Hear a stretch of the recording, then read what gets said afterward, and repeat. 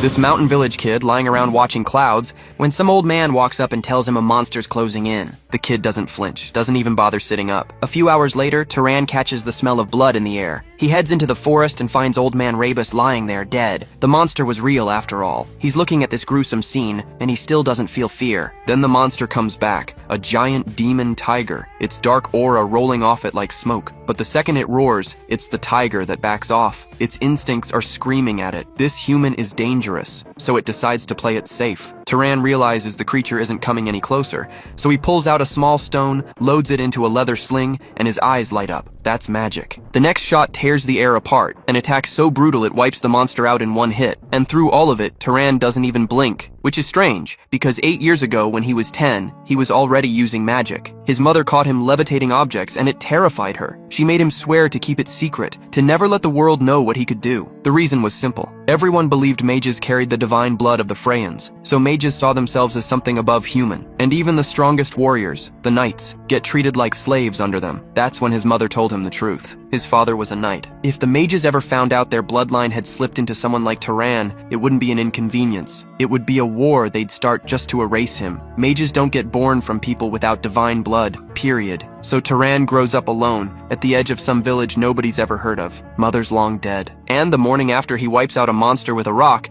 the villagers show up at his front door like a mob with an agenda. They want a name for Rebus's murder, and Turan's it. He can't even process how fast they jumped there. Then one of them grabs him by the collar and says it to his face. Everyone thinks he killed the old man and is trying to pin it on some monster that doesn't exist. Turan's done being polite, tells them straight up they're pathetic. First guy loses it, throws a punch. Turan slips it without even looking annoyed, thinks about it for half a second, and decides these people only speak one language, a headbutt, and the guy's out cold. The next one behind him raises a club and drops like a sack of bricks. Another one tries to land a hit, but Turan grabs his arm and makes him taste his own punch. One by one, they all go down, humiliated. Grown men against an 18-year-old. The women are standing there too, but none of them want any part of this fight. Turan walks back inside, and someone else knocks on his door. He's already fed up, but this time it's not a villager. A tall man carrying himself with real presence. He's polite too, and mentions he's traveled a long way to get here. Turan's about to point him toward the village, tell him he's headed the wrong way, when the man's stomach lets out a loud growl. A few minutes later, the guy's sitting at Turan's table, eating. And that's when things get interesting. They talk about how Turan's lived alone his whole life, never once left this place, and yet the man notices something. Turan eats like someone who was actually raised right. Turan tells him his mother raised him here, alone,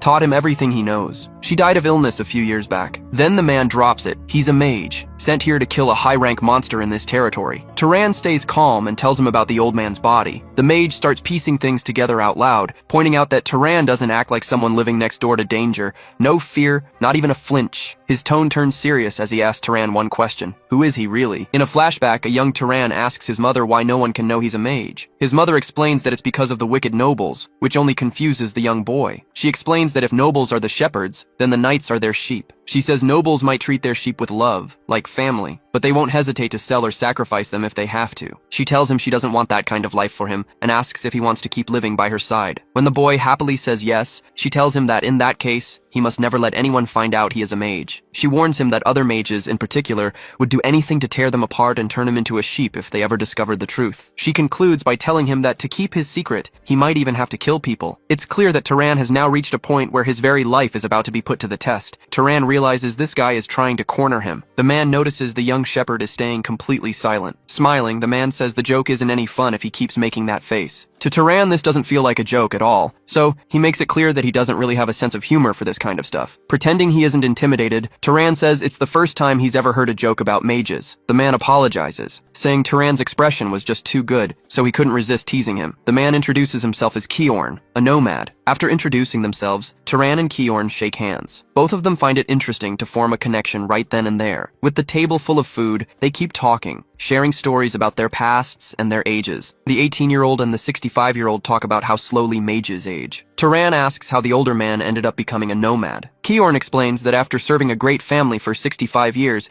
he decided to just set off and travel the world. It had been a really long time since Turan had such a casual, innocent conversation, especially with someone so friendly. The young man had never realized just talking to someone could be this much fun. They get so caught up in their chat that they don't even notice the sun coming up. After their pleasant chat, the nomad places an Arabian silver coin on the table, saying it should be enough to cover the meal. Turan gladly accepts the coin and wishes his new friend good luck on his hunt. Kiorn tells him they shouldn't say goodbye like they'll never see each other again, since he can always swing by for a visit whenever he's in the area. The scene shifts to a small, quiet countryside town. The place is full of trees and open fields. There is the young shepherd again, calling his sheep together. The sheep always listen to his voice and do exactly what he says. As the sheep head to where they are supposed to go, Turan gets lost in thought, realizing he's never met anyone quite like Kiorn before. It was really nice talking to him, and his easygoing natural humor was actually pretty comforting. He got a great impression of Kiorn, thinking he was better than any adult he had ever met in his life. As he gathers the animals, Turan thinks to himself that knights are just emotionless hunting dogs used by arrogant nobles. He figures they probably won't cross paths again, since there aren't any monsters left in the area. But as it turns out, the nomad soon notices the lack of monsters himself. Kiorn spots the tracks of an intense battle, but he can't sense the presence of any monsters nearby. It's obvious that the monster living here has already been hunted down. Scars from the battle are scattered all over the place. Looking up at a tree,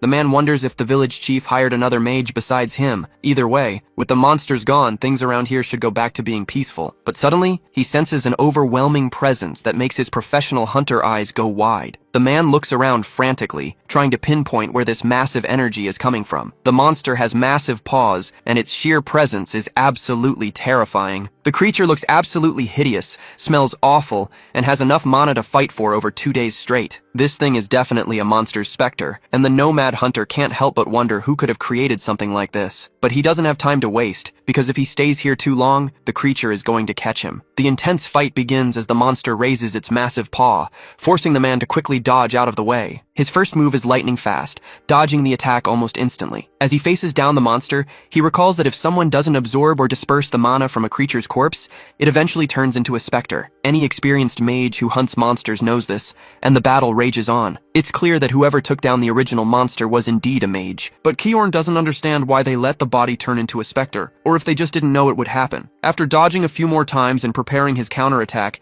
he realizes a rookie knight wouldn't have what it takes to defeat a monster of this caliber. He figures there must be more to this story, but either way, it's his duty to destroy the creature. The man readies his powerful mana spear, determined to put an end to the monster once and for all. But the unexpected happens, and his attack is completely neutralized before it can even hit the target. With that, he realizes the monster's mana is way stronger than his own. Suddenly, the creature turns into a puddle of black mud and completely disappears. He notices the monster is actually intelligent and is trying to alter the magic using its own mana. Now, the monster begins hunting the experienced warrior. The massive creature appears right behind him, just waiting for the perfect moment to strike. Even so, the hunter is highly experienced and senses the incoming attack just in time. This monster is way out of Kiorn's league. It would take at least a low-ranking noble to defeat it. In the middle of the clash against the beast, the man ends up getting hit. He never imagined he'd encounter such a powerful specter in a normal village. Faced with this desperate situation, he accepts that life is full of surprises. Still, he makes it clear to the monster that he's not going to just close his eyes and die. Gritting his teeth, he decides that if he's going down, he's taking the creature with him. Kiorn concentrates all his mana into his hand, planning to pierce the monster the second it attacks. Since this giant isn't playing around, his timing has to be absolutely perfect. With all his mana gathered in his hand,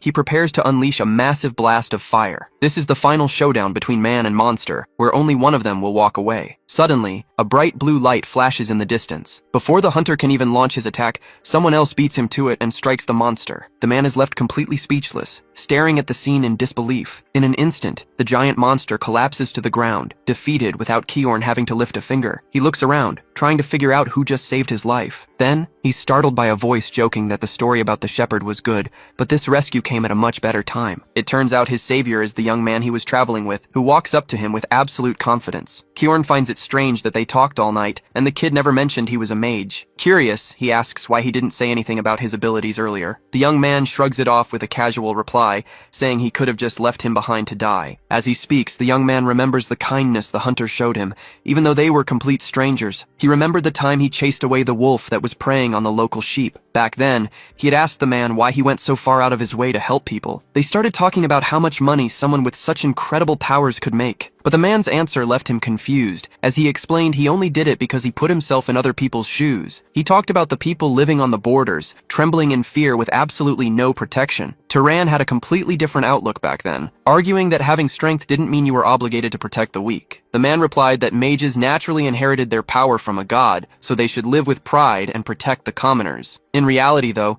not every mage thought that way, and everyone had their own beliefs and lifestyle. That was why Turan threw his own words back at him, saying everyone has their own way of living. As they were talking, they were suddenly caught off guard by a massive surge of energy. The experienced mage warned Turan to listen closely, telling him they couldn't handle this monster. He explained that unless you were a noble, fighting a creature this powerful was completely impossible. Staring into the monster's giant green eyes, the man told Turan to warn the village chief and help everyone evacuate. He said he would hold the line alone, trying to sound confident, even though he knew he wouldn't last long against the beast. Turan seemed to listen to the man, but at the same time he noticed something in the air was changing. An ordinary rock began to vibrate as it charged up with mana. The man looked over and realized this young knight hiding out in the mountains was capable of hunting beasts that even nobles would struggle with. The veteran knight, Kiorn, thought about this, his eyes wide with shock. What he was witnessing now wasn't just a simple connection he made in some backwater village. It wasn't just the bravery of a young knight who had run away from the nobility either. The scene playing out before his eyes looked like the birth of a mage who would change the entire world. Now Turan stood right in front of the monster. He said he had always been curious to find out what his own limits were. The man replied that as surprising as Turan's talent was,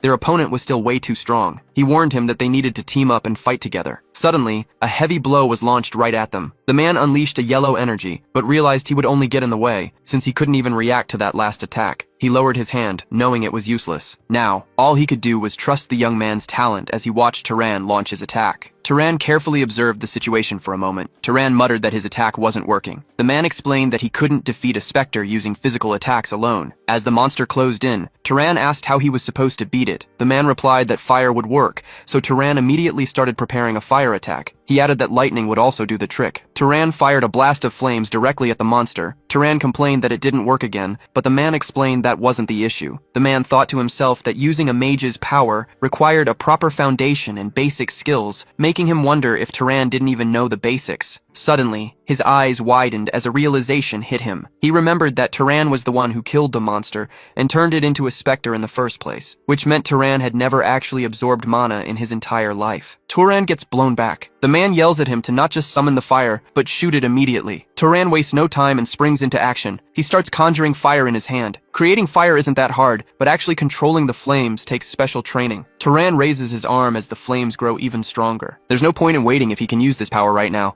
so he plants his feet firmly on the ground. This helps him brace for the impact as he launches the flames at the monster. This catches the wraith's attention, and a green glow shines brightly through the fire. The monster needs to be completely consumed by the flames. The knight tells Turan to stay focused and keep feeding mana into the fire so it doesn't go out. His goal is to burn the wraith to ashes. As the flames flare up, Turan's expression completely changes amidst the chaos. With all his mana concentrated, the fire engulfing the wraith grows massive. The knight just watches with pride, knowing they've won a hard-fought battle. Normally, it would take the power of a noble to handle a situation like this. He's amazed that a totally inexperienced kid managed to defeat the monster. With the job done, Turan turns to the knight and asks if it's finally over. The knight warns him that if he doesn't want to run into another wraith, he needs to absorb its mana right now. He explains how to do it, telling Turan to tilt his hand slightly and imagine he's draining the energy. Turan takes the advice, closes his eyes, and tries to calm his mind. Slowly, he feels that strange green flow of mana entering his body. This is the first time Turan has ever absorbed power, and the feeling is incredible. As the energy flows into him, the color of his eyes shifts for a split second. The power seems to surge through all his vital points at once. Feeling all that strength inside him, Turan finally understands what mana really is. The knight mentions that the sensation can be quite addictive, but then he stares in sheer disbelief. He realizes this really is the first time Turan has ever absorbed mana. He knows that after awakening, mana usually grows slowly over time, and the fastest way to get stronger is by defeating monsters or other mages. The knight is blown away, confirming the kid has never done this before. This means Turan has an insane amount of raw, natural potential. The man calls out to him. Man calls. Putting a hand to his chest, he admits he was too harsh on him and asks which noble house he belongs to. Turan replies that he's from the house of Kiorn. Then he asks the man to help him clean up this mess first. A little while later, the two of them are in a different area. The man apologizes for being so rude and making someone of his status do that kind of work. Turan closes his eyes and says he's nobody important, just a shepherd who never even knew his father. The man looks annoyed and tells Turan not to look at him like that. He asks why such a powerful mage is working as a shepherd, pointing out that, no offense, that lifestyle doesn't suit him at all. Turan explains that it was actually his mother's request,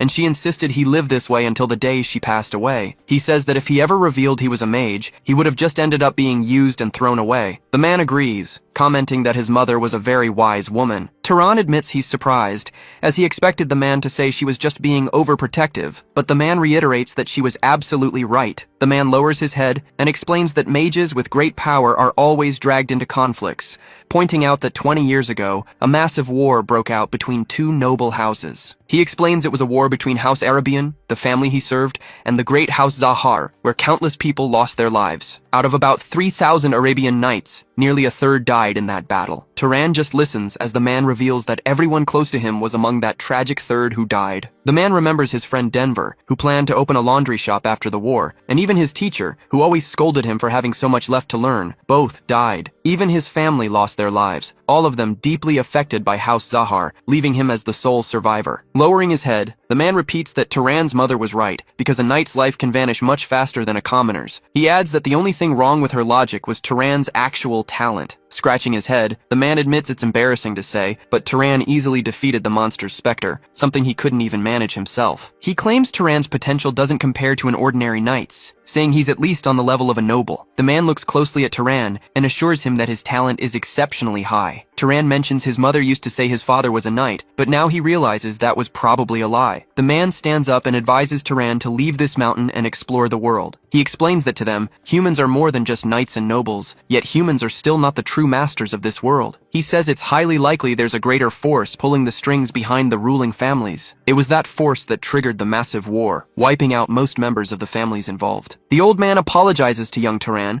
realizing he forgot that the boy still doesn't know much about magic. He understands it's only natural for Turan to have so many questions about his own lineage. The old man knows that searching for these answers is the least Turan should do, and that to find them, he'll have to face the world head on. No matter what happens, the man promises to support and guide the young man on his journey of self-discovery. He emphasizes that there's a massive world out there, waiting for Turan to explore it. He says all he needs to do is leave this dark place behind and live his life with a new purpose. As someone who has lived for his own goals for 65 years, he has more than enough experience to show the young man just how vast the world really is. The old man warns him that he might run into people far stronger than himself along the way, but he should still learn from everything life throws at him. Turan listens intently to everything the old man is teaching him. After all, up until this point, he had no one to openly explain magic and its fundamentals to him. Still, he can't help but wonder why someone from a rival family is making things so easy and explaining so much to him. But to the old man, young Turan isn't an enemy. He's the person who saved his life and healed his wounds. He explains that special abilities are traits the nobles inherited from their ancestors, the Freyans. He also mentions that there are spells that seem incredibly simple and effortless when someone actually uses magic. Turan explains he's not actually that strong,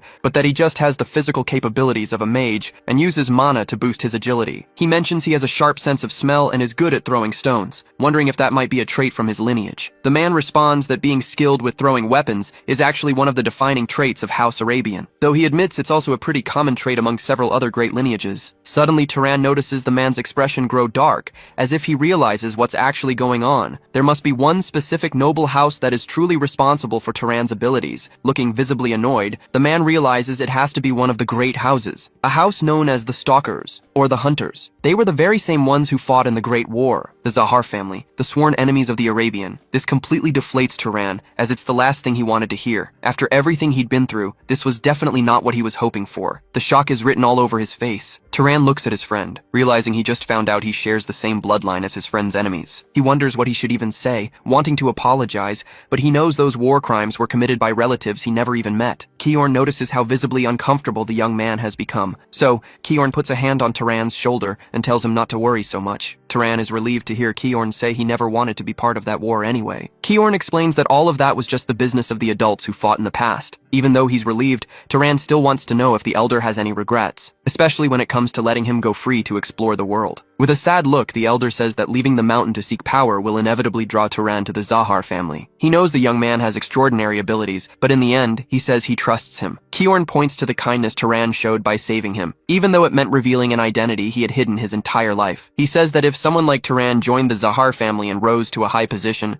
a new war could actually be avoided. The two say their goodbyes and decide to drop the subject, though they both know they'll see each other again. Even though he encouraged Turan to forge his own path, the man can't help but still feel worried. At the same time, it's good to see that Turan is determined to leave the mountain for noble reasons. Kiorn knows the young man has made up his mind and seems very confident in his choice. Turan makes it clear to the elder that he won't leave until their wounds are fully healed. He suggests using their remaining time together for the man to give him some tips on how to use his power and mana. Drawing on all his experience, Kiorn explains that mana is often called the key to omnipotence. He says it's not literal omnipotence, but to use magic, you need a mana type that matches the spell. He explains that the difficulty of magic is determined by 3 factors: bloodline, affinity, and casualty. Turan learns that the first factor is birth bloodline, which applies to most nobles who aren't knights. Kiorn gives an example, saying it would be extremely difficult for Turan to heal his own wounds using magic. However, for those with the Southern Ravista bloodline, healing comes naturally without any training at all. Listening to the explanation, Turan realizes the second factor, affinity, is basically how familiar you are with an element. Essentially, a mage can perform certain tasks much easier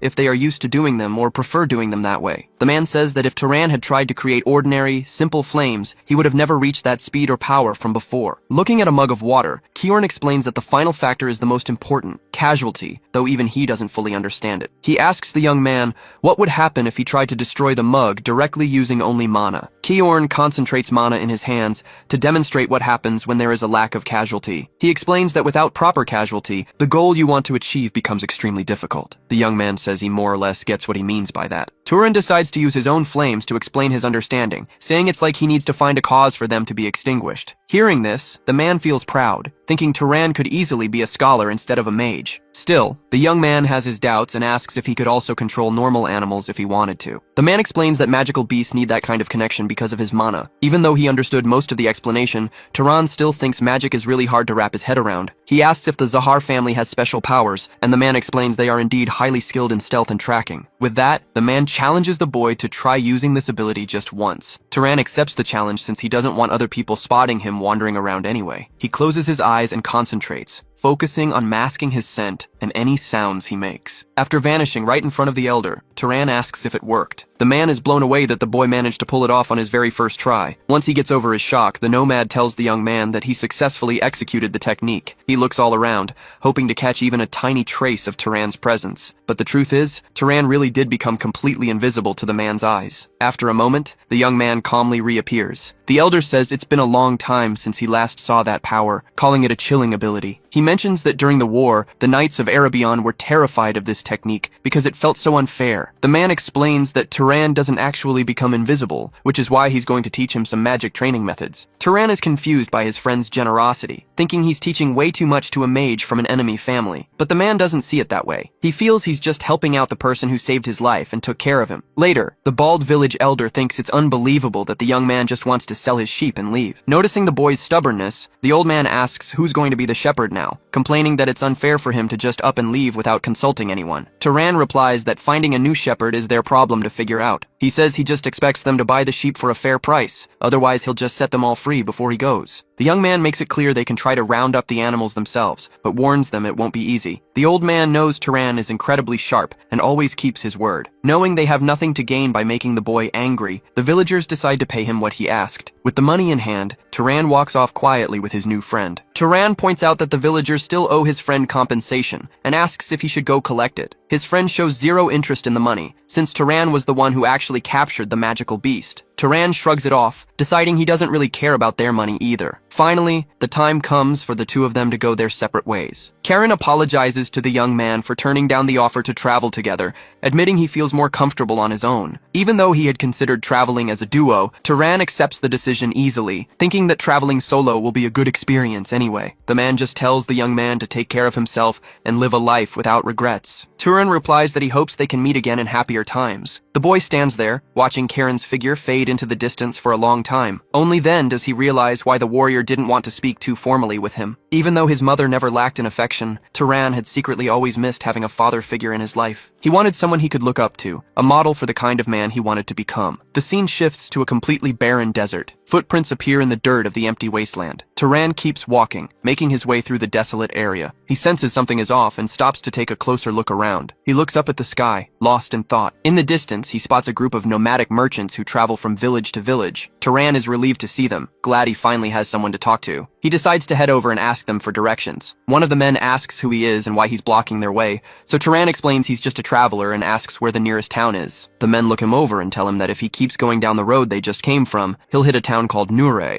Turan steps aside and thanks them for the help. But before he can walk away, one of the men steps in front of him and tells him to hold on. The man asks if he really thought he could just get his directions and walk off. Turan asks what he means by that, and the man replies that when you get something, you're supposed to give something in return. Right then, the other men draw their swords, and one of them demands that Turan hand over his bag. Turan asks if they're bandits. The leader tells him he's pretty careless, pointing out they're in the middle of a desert where no one would ever find a body. Aiming his weapon, the leader tells him to hand over his backpack and leave while they're still being nice, since killing him and stripping his clothes would just be a hassle. Turan looks at the man and points out that bandits who kill people usually don't end up with happy endings. He remembers an important conversation he had with a friend. He also recalls how he's supposed to control his mana. His friend's words echo in his mind. Turan tells himself he'll just have to use this group of bandits for target practice. He watches the men closely. The bandits point their swords at Turan and start laughing, mocking him for talking like he's some kind of actual mage. Turan moves his hand and casts his magic. He summons a powerful tornado that sweeps up all the bandits at once. He realizes that if he shapes the wind with his hand before boosting its power, it uses way less mana. He didn't think he could create such strong winds with so little energy, and as he processes this, the bandits start getting back up. Turan gets another spell ready, grabbing his canteen and controlling the water inside. He shapes the floating liquid into sharp points. In an instant, the water hardens into sharp icicles. One of the bandits sees this and completely panics. The man doesn't even have time to run before getting blasted head-on by the attack. Despite the result, Turan isn't too impressed with the spell, thinking that just throwing regular rocks would have been way more efficient. The bandit leader drops to his knees, saying they had no idea he was a mage, and begging for mercy just this once. While the leader keeps begging and promises to give him everything if he spares them, several other bandits try to sneak up on Turan from behind. But Turan hears them coming and lifts his foot. Stomping on the ground, he shoots earth spikes out of the dirt, impaling everyone trying to ambush him. The leader can't believe his eyes, thinking it's impossible for anyone to be this powerful. He's completely paralyzed with fear as he looks at his entire crew lying on the ground. Turan walks up to the leader and tells him he's going to ask him a question. He wants to know why they attacked so recklessly, considering any traveler they run into could be a mage. The bandit answers that it was because Turan bowed his head. He explains that even when they were rude, Turan just bowed and greeted them, making them think he was just some weak nobody. Turan thanks him, saying he learned something useful from that. The bandit then asks if he can be spared, but his hopes shatter when he sees a droplet of water hovering right over his head. At that moment, Turan remembers a piece of advice from Kiorn. Kiorn told him to never show mercy to bandits, because they wouldn't hesitate to hurt other people. Looking at an object on the table,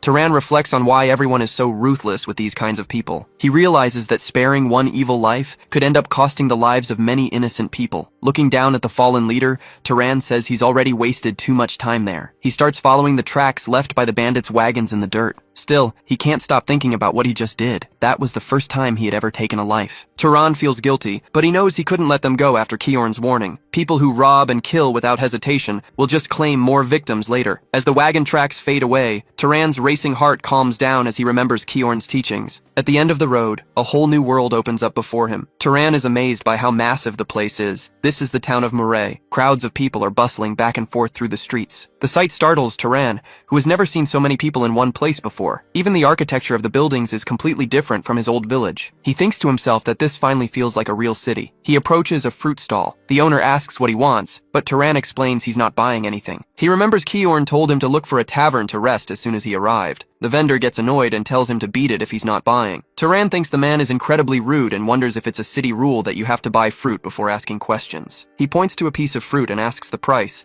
and the man tells him it's too dupit. Noticing Turan's confusion, the vendor mentions he accepts other currencies too. While paying, Turan asks where the nearest tavern is. The vendor points him in the right direction and says it's the biggest tavern in town. When Turan walks into the tavern, he's greeted by one of the staff. He asks her how much it costs to stay for a night. The staff member quickly replies that a room is 16 dupit. Turan agrees to the price and pays for the room. Right after, he asks if there are any monsters nearby with active bounties on them. Turan knows he needs to hunt monsters to absorb mana and make some money at the same time. Turan looks at her and asks why she isn't answering. The receptionist smiles and tells him that nothing in this world is free. Turan pays for the information, and she tells him he needs to go to City Hall, but Turan has no idea what that is and asks her. The receptionist is completely shocked that he doesn't even know what a City Hall is. She explains that City Hall is the place that handles all the town's public affairs. She mentions it's probably closed by now since it's night, so he should head over there tomorrow. Then she asks if he's a monster hunter, but once again, Turan has no clue what she's talking about. She explains that if a normal person hunts monsters, they can become a mage, and asks if that's what he's after. She adds that anyone who actually believes in those superstitions is an idiot. Suddenly, a man behind them speaks up,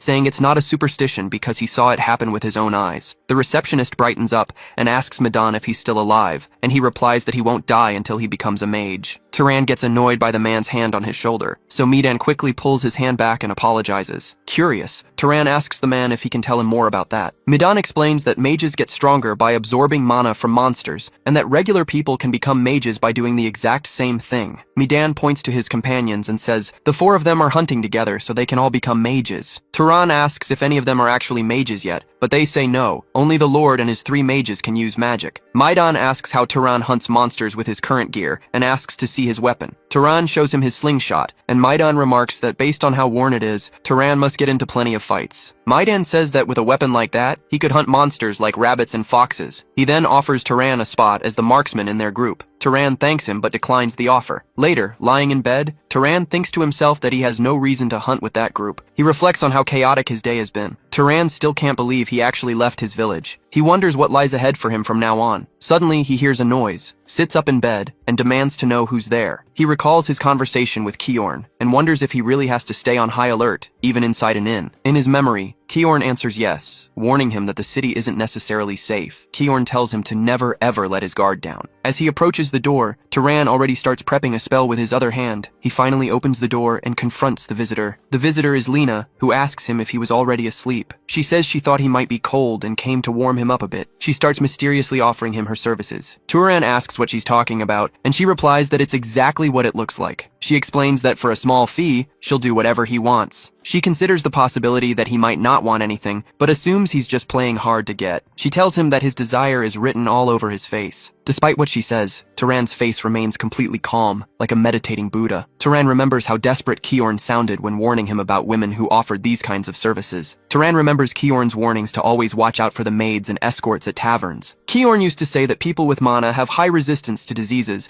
and don't really suffer from them, but they can easily pass them on to others. He warned Turan not to let his urges get the best of him, adding that city life was tough. After the woman storms downstairs in a rage, Turan lies in bed thinking about how he was charged for information first at the fruit stand, and now by that young woman. It seems like city folks charge you for every little conversation or piece of information, making him think urban life is pretty heartless. While Turan is lost in thought, a group of people who are not happy with his behavior head up the stairs. The gang leader comments that Turan seems pretty useless but talks too much, which makes him the perfect bait. The leader thinks back to his younger days, and the fact that Turan hunts with that specific kind of weapon makes him a bit uneasy. He figures if Turan has even 1% of his past strength, he'll survive, because he is none other than the monster hunter Midum. Back in his room, Turan thinks that maybe city folks aren't so heartless after all. If that's the case, he can't wait to see what lies ahead. Before long, the next day begins. As soon as Turan arrives at a certain spot, he is greeted. He wonders if the man standing there is some kind of official. Turan announces that he's there to hunt monsters. Whenever someone treats him coldly, Turan remembers the wise old man telling him the world wouldn't always be kind. The old man explained there was no reason for people to be nice for free,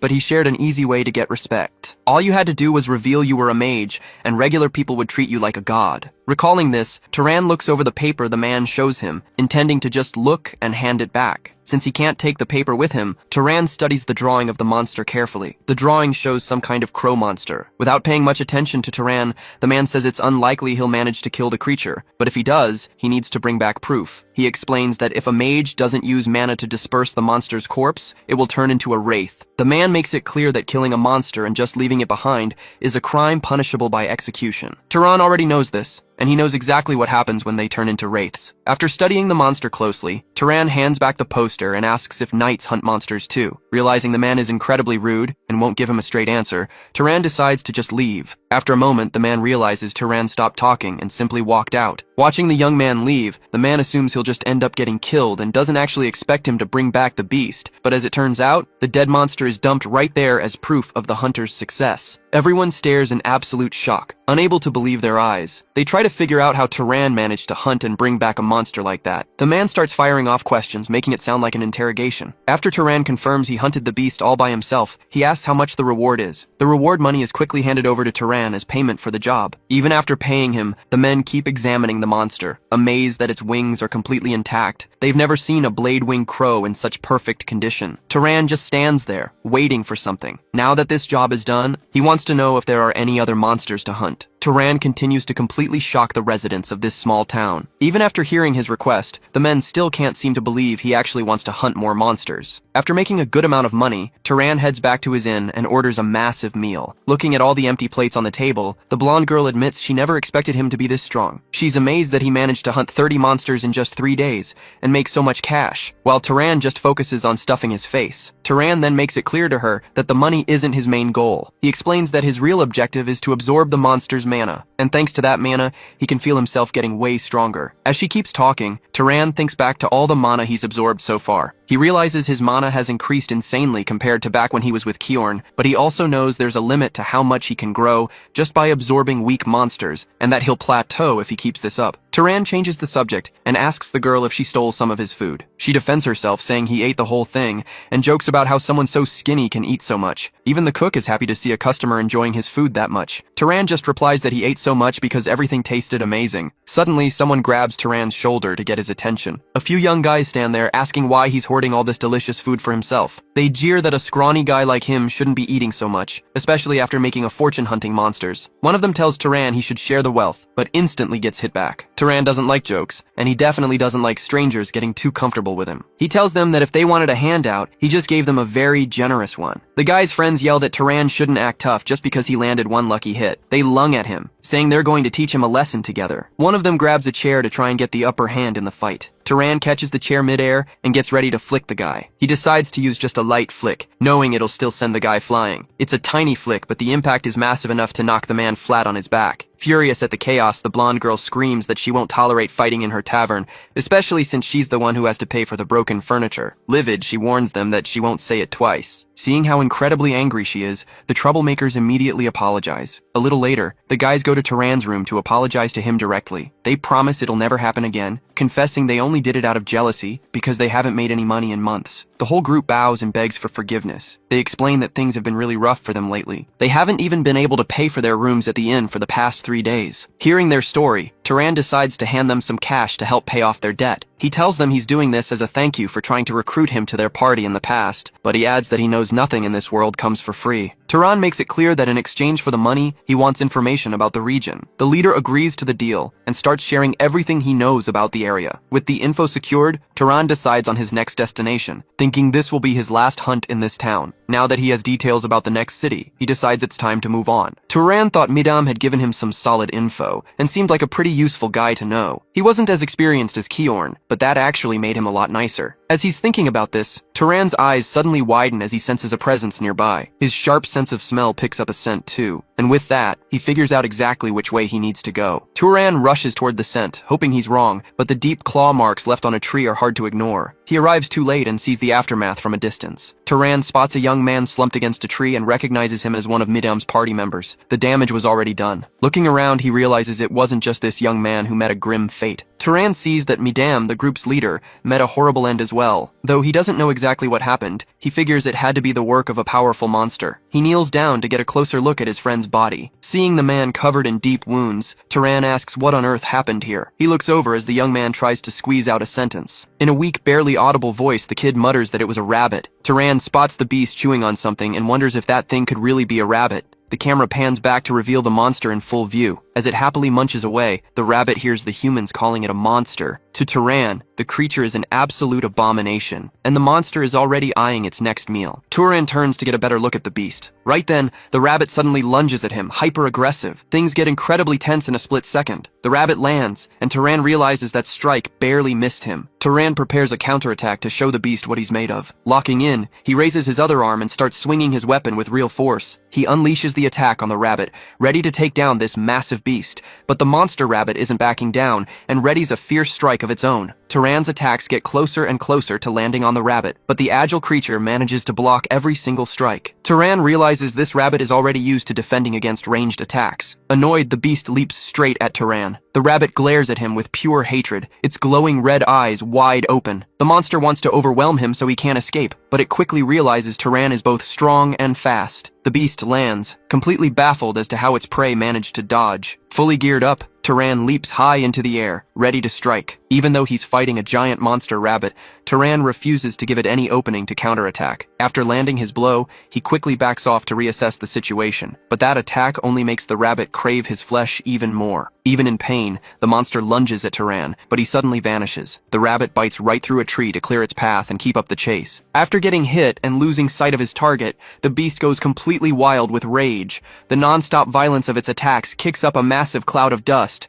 As the adrenaline starts to wear off, the pain from its wounds catches up to the rabbit, and it screeches. Turan's attack had gone way deeper than the monster realized. Shortly after, the fight ends with the beast defeated and collapsing to the ground. Looking down at the carcass, Turan wonders just how much mana he can extract from it. Since the spoils go to the victor, Turan reaches out his hands to absorb all of the creature's energy. As the mana flows into his body, he can feel his power surging. He realizes the amount of energy here is on a completely different level compared to what he got from the leopard. He watches the process, almost unable to believe what's happening. Right then, a young man approaches and asks Turan if he's a mage. The kid wants to know why he had been hiding his identity this whole time. He also asks if Turan has any family he wants his belongings sent to, just like the other injured people are doing. Among the group, one of them looks at Turan's face and thinks he looks familiar. A few hours earlier, this same young man had mentioned that the major neighboring city, Orem, was home to a massive library. They had talked about the massive collection of books stored there, which was the main reason the place was so famous. Turan was immediately interested the moment he heard about the size of the collection. However,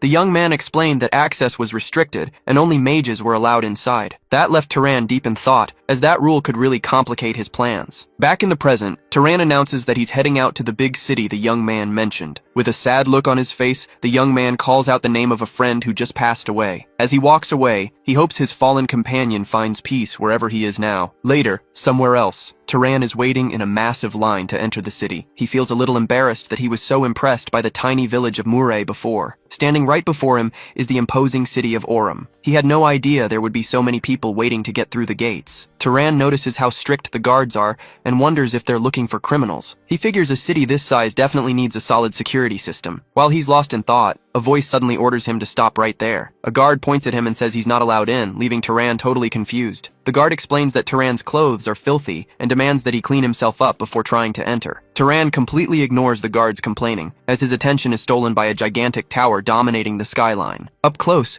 the colossal structure showcases all the wealth and grandeur of the city. Turan realizes that must be the famous Library of Medon. The sheer scale of the building is mind-blowing, making him think it could only have been built using magic. As Turan approaches the entrance, one of the guards asks him what he wants. When Turan says he wants to go inside, the guard reminds him that entry is strictly for mages. Turan understands the rule and introduces himself as a mage, leaving the guard completely stunned. The guard rudely tells Turan not to play games with him. He puts his hand up, saying there's no way someone like Turan could be a mage. As the guard keeps his hand raised, a red energy starts radiating from him. Turan remembers hearing that mages can naturally sense each other's mana, instantly knowing who is stronger. Still, Turan doesn't look very comfortable with what's happening. The man makes a crazy face as he tries to gauge if Turan really is a mage. Though annoyed, Turan waits patiently, knowing it's just the guard's job to screen everyone. But after checking Turan's mana, the strain is so intense that the guard suddenly collapses, leaving his partner panicked. As he lies on the ground, the guard realizes Turan is no ordinary mage. He must be at least a high-ranking noble. Seeing this, the remaining guard quickly introduces himself as a member of House Kenya and asks Turan which family he belongs to. Turan asks if he really needs to give his family name just to enter, and the guard quickly says no. Terrified, the guard explains that entering the library requires permission from the Master of Valtas, so he'll have to go consult House Valtas first. Turan just sighs deeply, knowing this is going to take forever. He realizes that even a simple process like this could end up taking a whole decade to get sorted out. To make matters worse, now he has to deal with a maid. Things just keep going downhill, and now he has a maid trailing right behind him. Actually, he's surrounded by a whole group of maids, and he has absolutely no clue what to do with them. He tries his best to tolerate it, but finally loses his patience and asks them to leave. The problem is, the maids explain they'll be severely punished if he doesn't let them serve him. With no other choice, Turan gives up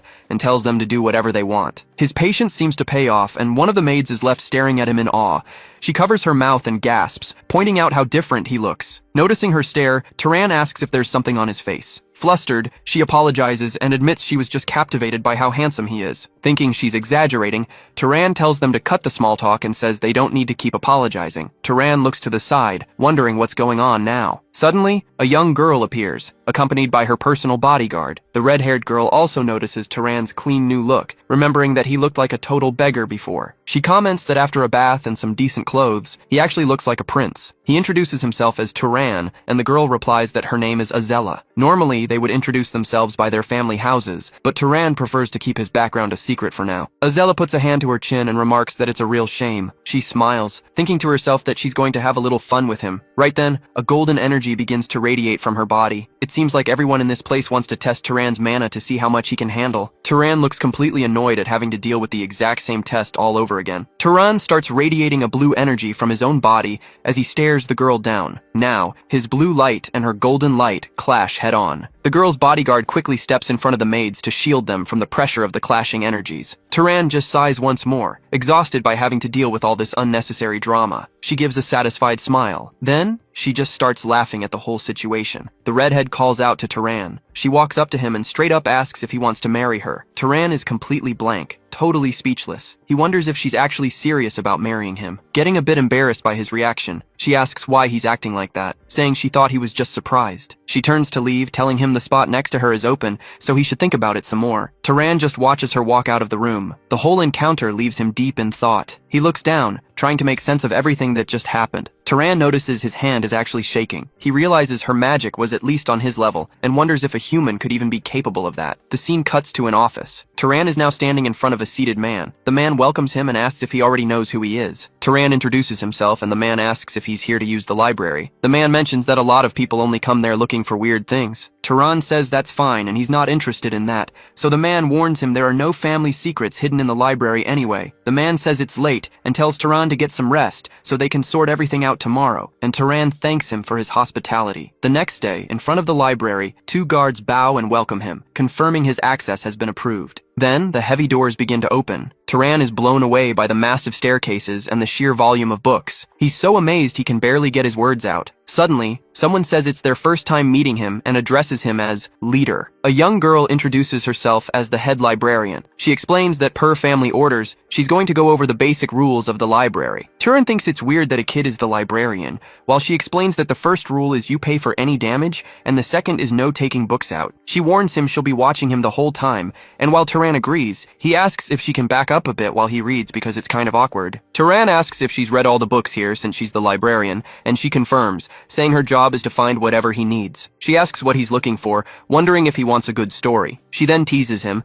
asking if he wants something more adult since he's young. Turan responds that he just wants something to give him a basic understanding of the world. With that, she drops a heavy stack of books onto the table. She explains that most of the books are hundreds of years old and won't have what he's looking for, but says this specific one should help. Turan picks up the book, looking really interested. He thinks to himself that this book is exactly what he needed. He starts flipping through the pages. Turan takes a deep breath and tries to focus on his reading. He realizes this book is absolutely incredible. Turan settles into a daily routine, spending all his time reading in the library. He's starting to really understand the geography of this world. He finds it fascinating to learn about mage etiquette and how magical items are processed. He also reads up on monsters and relics from an ancient empire. As he absorbs all this knowledge, everything that used to be a mystery to him becomes clear and vivid. Back in the office, the noble asks Turan if he's making good use of the library. The man points out that even though he treats him like a noble, letting Turan use the library is a huge favor, and he expects that favor to be repaid. The man explains that a beast recently showed up north of Orel, and the 4 knights sent to deal with it never returned. He thinks a mage needs to step in, but he only has 2 available. If Turan joins them, they'll have 3, making the mission a lot safer. Turan says he understands,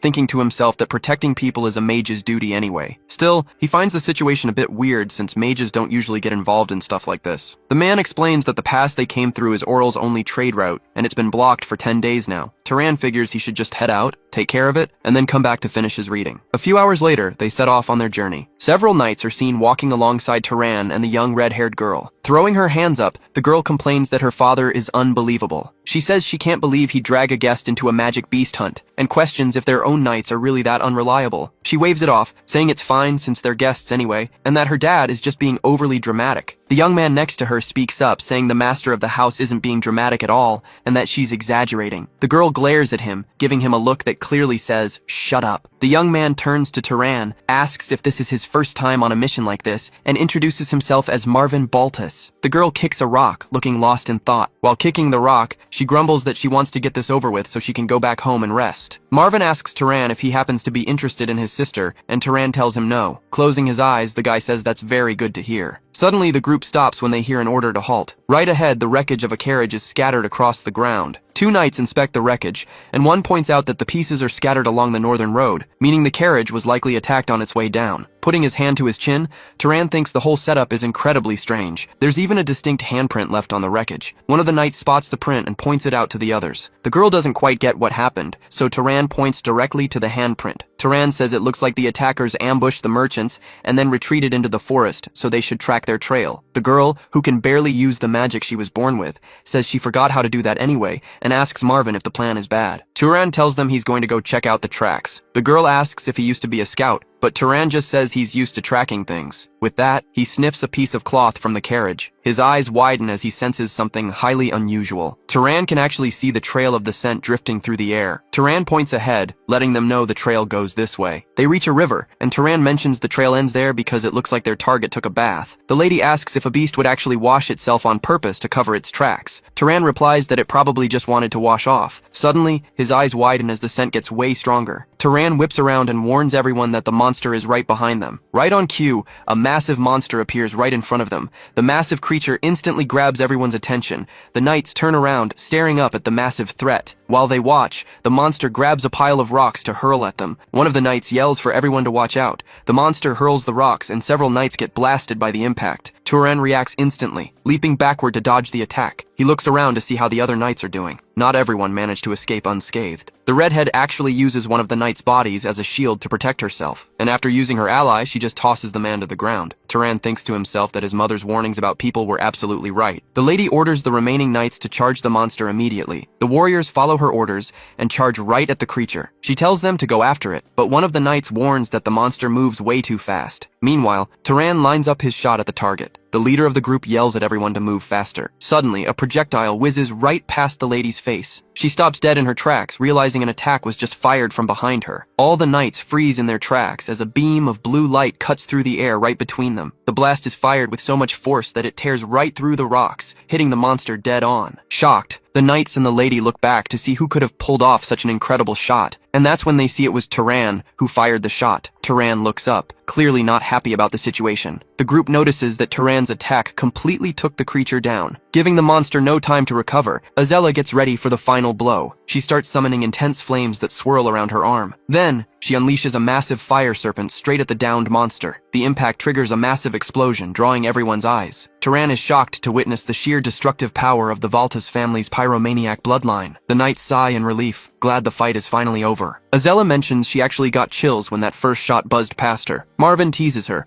asking if she was actually scared of Turan's attack. While they chat, the surviving knights tend to the wounded, helping each other up. Turan looks at the injured knights and thinks about how chaotic the situation is, but he's relieved that no one died. He reflects that even with the surprise attack, they could have avoided such serious injuries in that fight. Turan knows that these warriors' bodies get stronger when they use magic. Since they're much tougher than average knights, they should have handled things differently instead of using the weaker ones as shields. Marvin notices he's being watched and asks Turan why he's staring at him like that. Turan quickly replies that it's nothing. Azella tells them to focus on what actually matters and calls Turan over to absorb the monster's mana. Right after, the three of them stand before the defeated creature. Turan wastes no time and begins absorbing the mana. He recalls what he read in his books. confirming that even when multiple people absorb mana at the same time, the power boost they get doesn't decrease. Meanwhile, Azella and Marvin stop absorbing and complain that they've already hit their growth limit. Azella watches Turan and comments that she finally understands why he came along, since his mastery matches her own. They even feel a bit intimidated thinking about how Turan is a noble who hasn't even hit his growth limit yet. Once the three of them finish absorbing the mana, everyone heads back to House Valtus. On the way, Marvin praises Turan, saying they wouldn't have even found the monster without his help. Turan says it's no big deal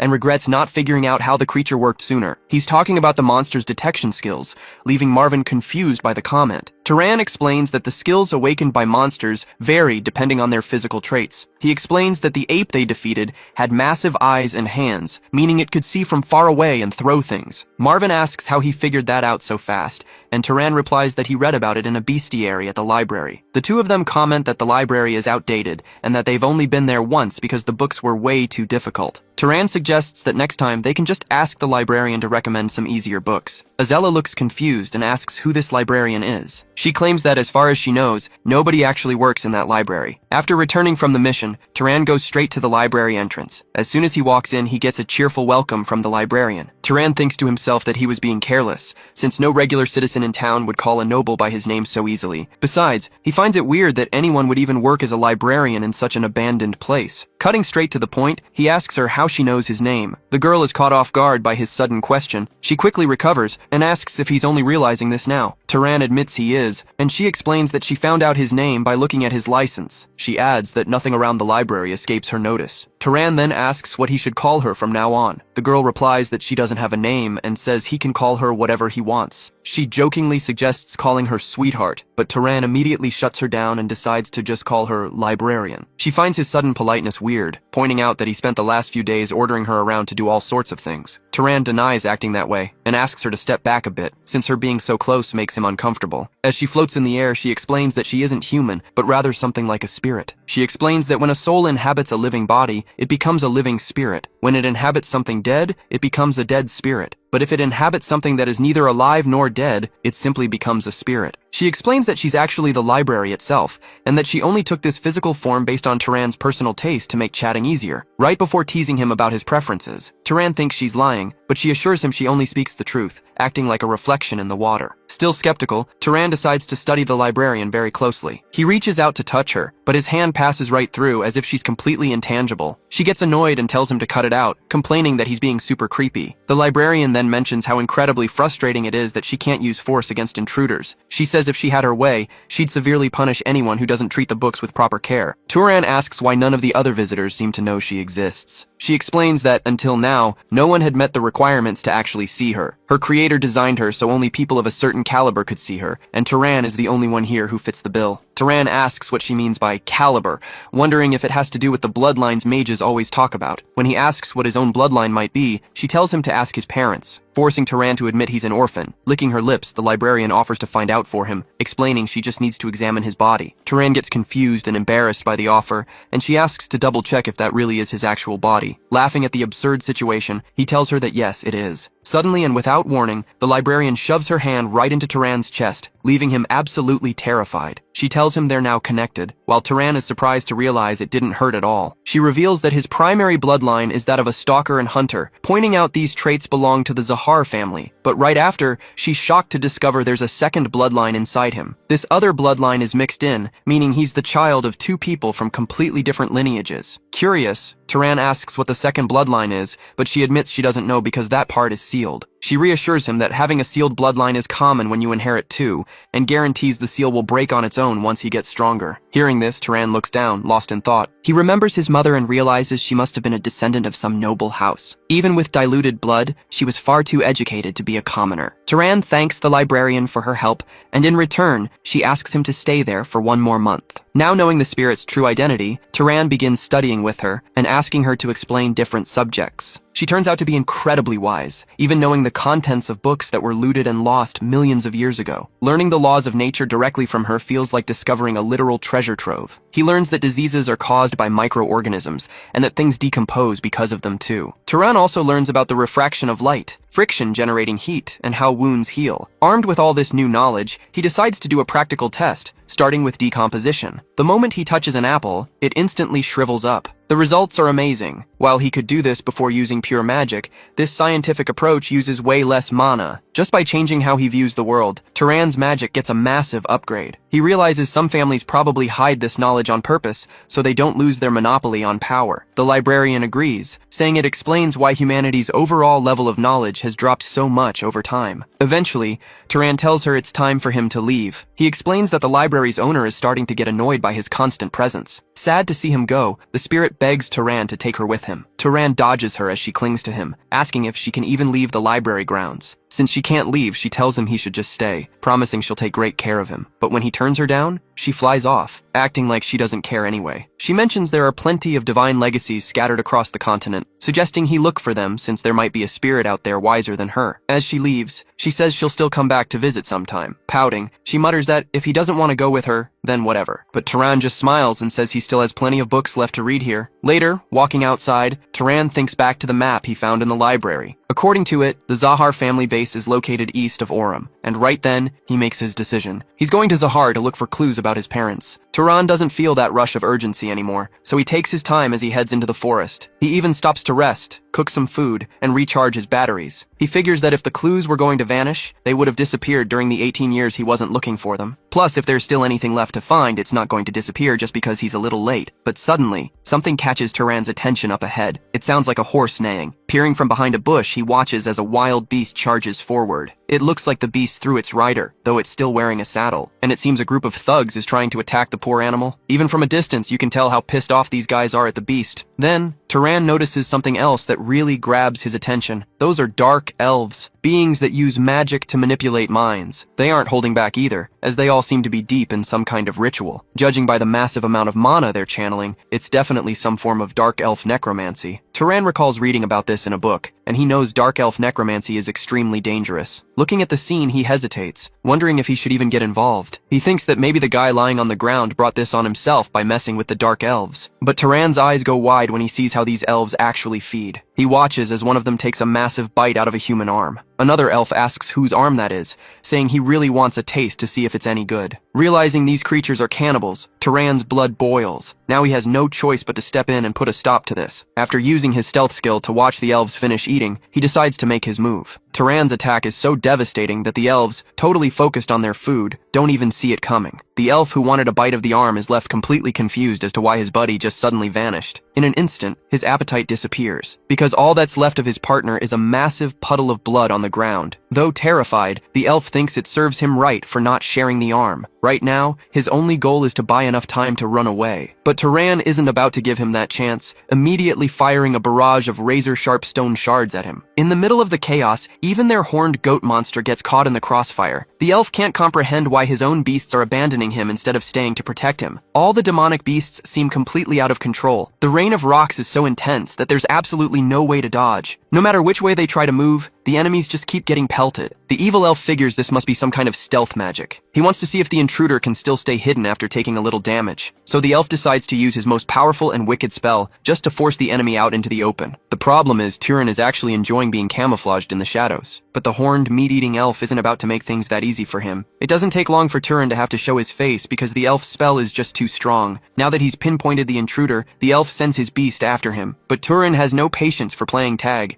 He charges up energy in his hands to unleash his flames. The hotter the fire, the better the results. The first to get wrecked is the beast that tries to charge straight at Turan. The display of power is so massive that it sends the enemies flying. Still, Turan realizes they are incredibly fast. At least he managed to take one of them out earlier, so the situation seems a bit more manageable now. But just as he thinks that, Turan feels a sharp bite from a beast trying to make him its next meal. And getting bit on the leg by this wild beast instantly puts Turan in a terrible mood. He gets so angry that he forcefully shoves the creature away, but as soon as he turns around, he's face to face with a wild buffalo. The beast is incredibly fierce and slams Turan hard against a tree. After taking the horn strike and crashing into the trunk, Turan curls up in pain and starts coughing. Things are looking pretty bad and he's clearly outnumbered. The surviving elf is thrilled, since that damn human had the nerve to take out his partner, but the elf's joy is cut short when a horse's hoof strikes him right in the face. The horse doesn't stop at just one hit, keeping up the stomps to make sure the attack really lands. While the elf gets trampled and screams at the other beasts for help, the buffalo and the fox just stand there watching. Right after, the other beasts jump into the fray and start biting the horse. As soon as he manages to free himself from the horse, the elf swears that everyone is going to pay for this humiliation. Suddenly, something flashes by so fast that the elf doesn't even see it coming. The elf is hit with pinpoint precision. He stands absolutely zero chance of escaping once he runs right into Turin in the middle of the woods. The horse does its part too, kicking away all the beasts trying to bite it. Turin is glad the horse can defend itself, but the poor animal can barely stand from all the pain. Turin tries his best to push through the exhaustion and his own injuries. The pain in his body is so unbearable that, for a second, he thinks he might not make it. But it looks like the four-legged animal has something to offer the human who helped it. That's why the horse does everything it can to get Turin's attention. Turin realizes the horse wants to thank him for saving both its life and its master's. After a long time, the horse's owner finally starts to wake up. He looks around, completely confused by his surroundings, since he doesn't recognize where he is. He panics a bit when he sees the campfire, which makes sense considering he was just traumatized by cannibals, but he calms down quickly once he realizes it's just Turan sitting quietly in front of him. Seeing that he's awake, Turan asks if he's feeling any better. Still a bit dazed, the man asks who Turan is. To keep it short, Turan explains that he saw him being attacked by dark elves and decided to step in and help. The horse nods its head, almost as if it's confirming every word Turan says. Turan is impressed by how smart the animal is, noting how it seems to understand everything and is incredibly protective of its master. The blonde man thanks Turan for saving his life and introduces himself, mentioning which noble family he belongs to. Turan wants to know more about the dark elves, so he asks if there are any others nearby. The man explains that he was traveling with his servants when they were suddenly ambushed, leaving them with absolutely no way to defend themselves. He mentions that he'd heard stories about rare, savage races before, but he never imagined they would be this dangerous. Looking at his horse, he starts to tear up, remembering how the poor animal was almost eaten alive. He apologizes for crying, explaining that the people he lost in the attack were very important to him. Turan asks if the people who died were his family members. As they talk, Turan realizes that this man is genuinely a good person. Turan tells him that he fought 2 elves and took them both out, so he doubts there are any left in the forest. Even so, Turan wants to make absolutely sure, so he uses his scouting skill. This power allows him to see over incredibly long distances. After thoroughly scanning the entire area, he confirms that there are indeed no other dark elves around. The man then asks Turan if he has any urgent plans at the moment. When he hears that Turan is just traveling, the blonde man asks if he's the son of some great noble family. Turan tries to downplay it, explaining that he isn't actually as strong as he looks. He explains that he took the first elf by surprise and had a really hard time defeating the second one. Turan makes it clear that he only managed to win that fight thanks to the red horse's help. The two of them continue chatting casually as equals. Still, Turan thinks to himself that he would have been even weaker if he hadn't absorbed the mana from those dark elves. Meanwhile, the man watches Turan, wondering if he really has the raw level to face 2 necromancers on his own. He figures the young man must have an incredible fighting style or comes from a very special bloodline. He also can't understand why someone so talented would be traveling completely alone. So, he suggests that if Turan doesn't have a specific destination in mind, he should join his family. Looking at Turan, the man plans to make him a custom magic artifact as a thank you gift. They decide the best thing to do next is bury the bodies of the people who died fighting the necromancers. Once the job is done, the blonde man looks incredibly sad and mentions that he wishes he could send the bodies back to their families. After that, he turns to Turan and thanks him once again for all his help and support. The noble remarks that seeing a man of his standing crying over his subordinates must look pretty pathetic, but he believes that those who die in an honorable battle go to a heavenly palace to live among the gods. He adds that if being strong means not grieving the loss of his people, then he'd rather never be strong. Turan replies that he doesn't see that as weakness at all, but rather as true kindness. The knight says that since they've already decided to travel together, they can talk more casually. Super excited, he says he's looking forward to working with Turan from now on. For someone who lived as a mountain shepherd and only ever got ingratitude from the locals, having someone want to be his friend right off the bat was pretty surprising. Still, making a new friend is always a good thing. After all that trouble, the man suggests taking a break to rest. Turan is curious to know what's inside that box he's carrying. To satisfy his curiosity, the knight explains it's a cooler box and opens it to show all kinds of fresh food. He says he stocked up on plenty of food in the last town he passed through. The man proudly brags about his magic items, explaining that pressing a button on one pours water, while another turns into a shelter if you gather some wood around it. Then he shows off a third item that sounds an alarm whenever someone gets close. Even the clothes he's wearing are magical and clean themselves. Turan had no idea magic items could be used for such ordinary, everyday things. Looking closely at his companion's clothes, Turan says that just getting those would be plenty of payment for saving his life. But the man says that's way too little, and promises to give him something much better once they get to his house. He promises that even if the elders say no, he'll find a way to make it happen. His companion then asks if this is really Turan's first time traveling, saying he lost count of how many types of magic he saw him use along the way. He lists them off: animal taming, freezing, levitation, liquid control, physical enhancement, light magic, terrain restriction, and even summoning lightning. For Turan, using all of that was as natural as breathing. A bit embarrassed, Turan reminds him they already agreed he wouldn't pry into his lineage. His friend laughs it off as a joke and asks how old he actually is. He's completely shocked when Turan tells him he's only a month away from his 19th birthday. The man, who was just bragging a second ago, says that's impossible because he's 43 himself, though he quickly shrugs it off, saying a 24-year age gap doesn't really matter anyway. Then he mentions he should have realized it sooner, knowing Turan defeated 2 necromancers with that level of magic power. He says he now realizes there must be 2 geniuses in the world, and while the other one isn't quite on Turan's level, they're pretty similar. He reveals this genius is his second cousin, and Turan gets interested, asking if she can make a magic item for him. But the man explains that might not be possible, since she isn't from a branch family but from the main line. He reveals that she is the Princess of Arabian and might even become the head of the great family in the future. As they keep walking, he explains that unlike ordinary mage families, the leader of a major lineage has to be extremely powerful. Because of that, passing the leadership position down to your own biological child is no easy task. With dozens of relatives from the same generation, someone stronger than the patriarch's child always ends up emerging. Even so, among the patriarch's children, Mesa was born, and her talent surpasses everyone else's. He says that just 10 years after awakening her powers, she already mastered the Arabian lineage magic and every form of combat magic. Turan asks if having that much magic power is normal for her age, or if her family gave her some kind of special support. The blonde man nods and explains she even inherited their great-uncle's magic power when he passed away, though everyone in the family received a small portion of it. Turan realizes that this is exactly why the great families manage to stay on top. He keeps listening to his friend, who says it looks like they're finally reaching their destination. Turan looks at the area, seemingly amazed by the view. They continue walking in silence. In front of them, a massive, vast landscape opens up, the Deccan Plains. This is the heart of Arabian territory, the lands of the Burke family, known as Zabalin. Aziz is finally back home, and his mother welcomes him with open arms. After everything he's been through, he finally gets a warm, comforting hug from his mom. Turan can't help but stare blankly, watching a 43-year-old man completely break down in his mother's lap. A stern-looking man steps up, telling Aziz to keep his dignity and address the woman formally as my lady. Aziz decides to introduce his friend, explaining that they met down south. He explains that Turan is the savior who risked his own life to save him. His mother comments that a pilgrimage route really shouldn't be that dangerous. She demands to know exactly what happened and gets absolutely furious when he mentions they were attacked by dark elf necromancers. The stern man asks her to calm down again, pointing out that people nearby might be watching them. He then asks which noble family Aziz's savior belongs to. His eyes widen as soon as Turan admits that's a tough question to answer. Turan is completely honest, saying the truth is he doesn't really know. He explains that his mother was a commoner and he has no idea who his father is. Hearing this, Aziz completely freezes. He had no clue. The mother acknowledges that Turan isn't from a famous bloodline, but she still thanks him for saving her most precious treasure. She explains that it would be difficult to host him inside the family mansion, so she'll arrange for him to stay at the best inn in town instead. Aziz tries to protest, but his mother cuts him off, saying that while it would normally be fine, they currently have an extremely important guest staying with them. Suddenly,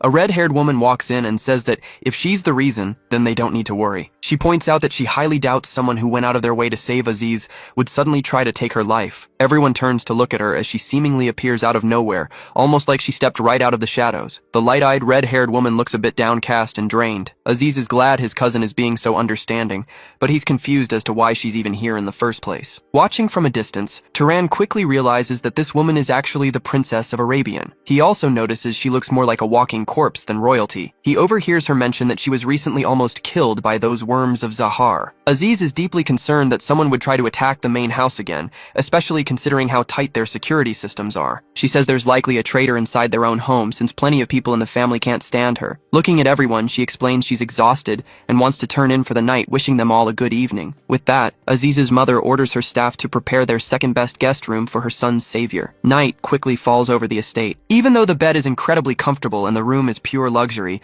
Turan just can't seem to fall asleep. Everywhere he looks, there's nothing but wealth, elegance, and power, but none of it helps him drift off. He ends up staring at the light from a few lamps overhead, which look like strange magical contraptions. Unable to sleep, he decides to get out of bed and explore the house. Suddenly, someone calls out his name, and he looks over to see who it is. It's Aziz, who asks if he always wakes up this early, wondering what he's doing wandering the hallway all by himself. Turan points to the device on the wall, explaining that it caught his eye. Aziz laughs it off, saying it's the simplest thing in the world, just a basic magic lamp that anyone training in magic learns to make. But suddenly, a bright flash of light from outside catches their attention. Despite the sudden flash, Turan stays completely calm and keeps his guard up. Aziz explains that his cousin must be training, mentioning she's always been incredibly dedicated. Turan asks if that's her lineage magic, and Aziz nods, confirming it's the storm lineage. Aziz says he's never hated his own bloodline, but seeing this actually makes him a bit jealous, since his cousin looks like a literal god right now. Turan gets curious about just how strong the next heir of the Arabian family really is. Aziz looks over at Turan and asks if he wants to see her power up close. He adds that he's really curious to see how Turan's strength compares to his cousin's. Aziz admits he sparred with Mesa a few years ago, and he's still bitter about how that went down. So, the two of them head over to the training grounds to see just how terrifying she can be. As soon as they call out to her, Mesa turns around with a look of pure annoyance. Not at all bothered by the interruption,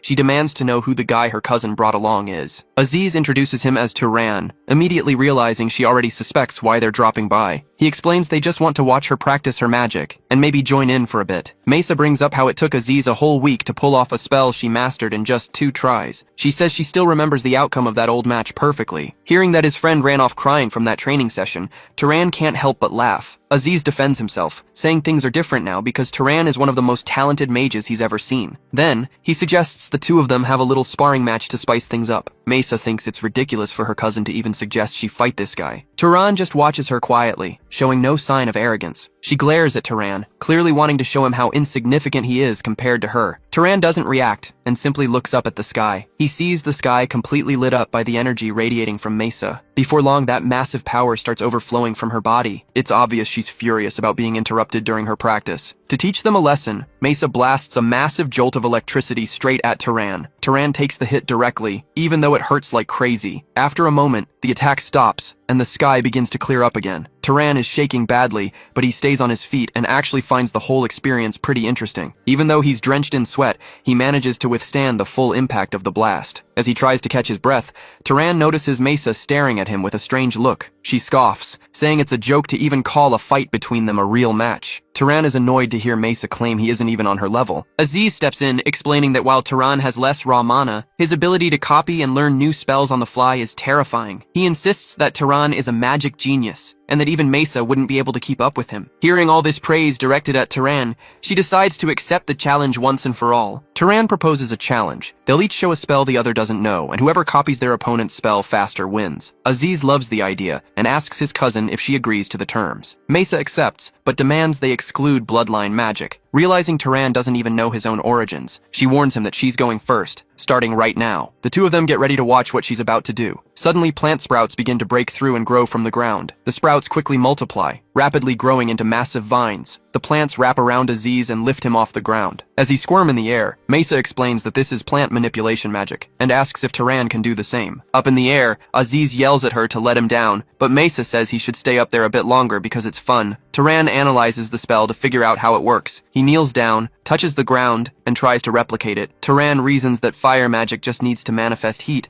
while water magic pulls moisture from the air. He figures these vines work the same way. He just needs to make the seeds in the soil grow instantly. He commands them to grow, and suddenly the seeds start to sprout. Vines shoot out of the ground and wrap around his arm. This takes Mesa completely by surprise. Aziz is also shocked, even though he half expected something like this. Since he used the command grow, Mesa asks Turan if he's seen this magic somewhere before, but he says it's his first time. Once he's back on the ground, Aziz comments that, for once, Turan didn't just babble nonsense. Then Mesa says it's Turan's turn to propose a challenge. Turan realizes that using a spell from the Zahar lineage would be suicide. But then, he remembers another spell he can cast. He points his hand toward a nearby bush. A rat runs out of the bush and scurries right over to Turan. Disappointed, Mesa asks if the challenge is just animal taming. Turan explains that the rat is just the catalyst for the spell. He feels the magic flowing through his body and starts to concentrate. He directs his mana straight into the rat. A split second later, the rat simply rots away. The sight leaves Mesa completely stunned. Holding the dead rat, Turan announces that his demonstration is complete. Mesa agrees and says it's now her turn to try. With a gesture of her hand, she calls out. Another rat appears and walks up to her. She picks up the animal, closes her eyes,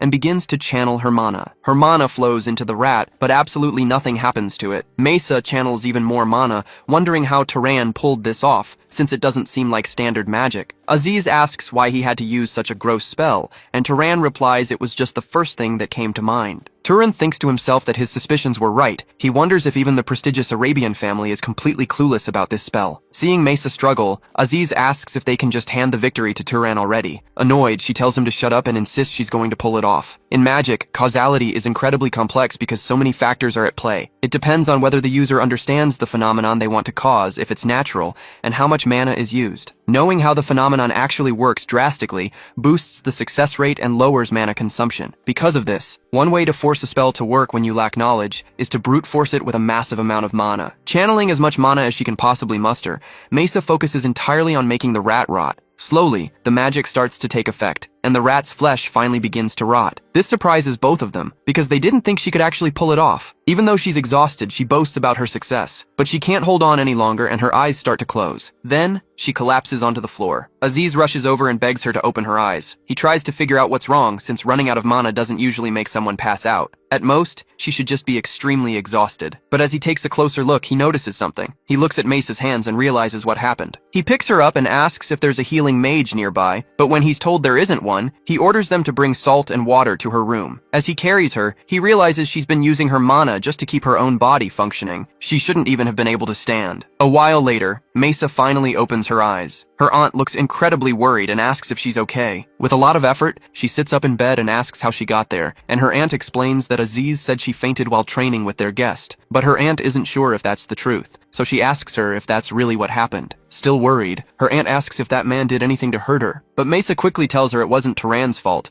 and asks everyone to leave because her head is pounding. Before leaving, her aunt mentions she made some soup and asks her to at least try to eat, even if her magic is making it hard. Getting no response, her aunt sighs and stands up. Just as her aunt is about to walk out, Mesa thanks her. She sits there with her head down, her mind racing with thoughts, but then she looks over and sees the food her aunt made, so she decides to give it a try and eat. But the moment she tastes the soup, she is absolutely terrified by what she sees. She gets visions of the dead, including her servants and even her sister. Unable to take it, she drops the bowl of soup onto the floor. After that, she curls up, trembling in pain and sheer terror. Meanwhile, deep in the basement of the Beck family estate, inside the temple of the lame goddess, Haram, a guard for the Beck family, tells Turan there are no gaps in the walls or the doors here. So, he warns him to forget about trying to break anything and escape. Still perfectly calm, Turan replies that he understands completely. The guard steps closer and says the walls are incredibly solid. He gets even closer and repeats that they are extremely solid. Turan wonders if the guy is just bragging, but suddenly, he notices something strange. He hears the swing of a sword. Turns out, the guard decided not to waste any time and started practicing his swordsmanship while on watch. Confused, Turan asks the man what he's doing. The guard says he's just practicing and transitions into another stance. He follows through with a clean, lightning-fast thrust. After that,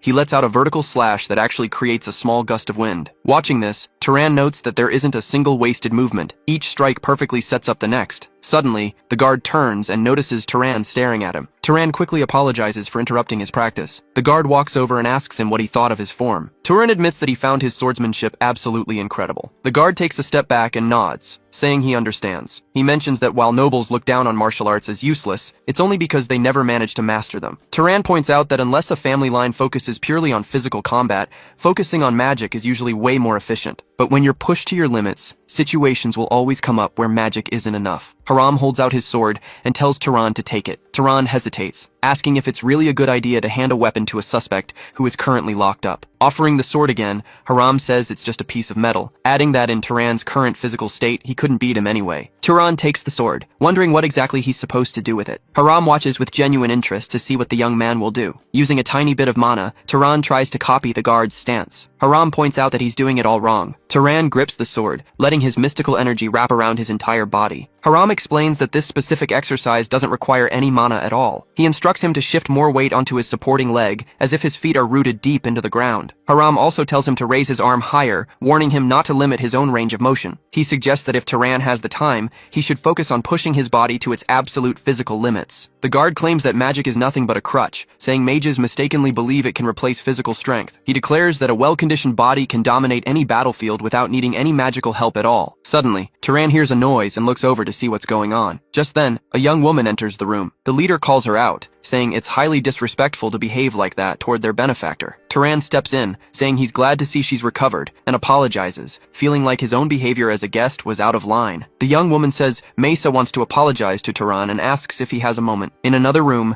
Mesa explains she heard he was kept locked up in the temple because of her, and sincerely apologizes for the trouble. Turan replies that it was a necessary precaution, and says her safety is the only thing that matters. She mentions that the spell he used yesterday to decompose the beasts used an incantation in a completely unknown language. Turan tells her that if she understands the basic principles behind it, she'll be able to use that magic too. She argues that without proper instruction, there's no way to prove it isn't actually language-based magic. She worries that if things end like this, her reputation will be ruined. So she proposes a deal. If he reveals the secret behind that spell, she'll teach him a secret technique from Arabian. With that agreed, Turan begins to teach her the actual technique. Holding the creature, Mesa asks if the spell is based on biological enhancement by controlling invisible microorganisms. She points out that just as she suspected, the spell is incredibly inefficient and wastes a ton of energy, meaning it only worked through sheer brute force. Mesa says she expected as much when they made the bet, since the magic aptitude test doesn't actually measure total mana capacity. She suggests calling it a draw to save Aziz's pride, mostly because she doesn't want to deal with his arrogant attitude. Because of that, she says she needs to pay up what they agreed on. She grabs a comb and says it's the perfect tool to show him what she means. As the boy watches, Mesa starts combing her hair. Holding the comb close to her head, she demonstrates how friction between two objects creates an attraction, explaining the science behind it. The boy finishes her explanation, calling the phenomenon static electricity. Surprised, she asks if he already knows about it, and he nods yes. Mesa realizes she'll have to find a better alternative, since she wanted to teach him something completely new. She turns to him and suggests they train together until she can think of a fair reward. He smiles and agrees, suggesting they meet every day in the late afternoon, outside. Later that evening, the dinner table is packed with delicious food. They tell everyone to dig in and eat as much as they want. The young heir is surprised by the massive feast,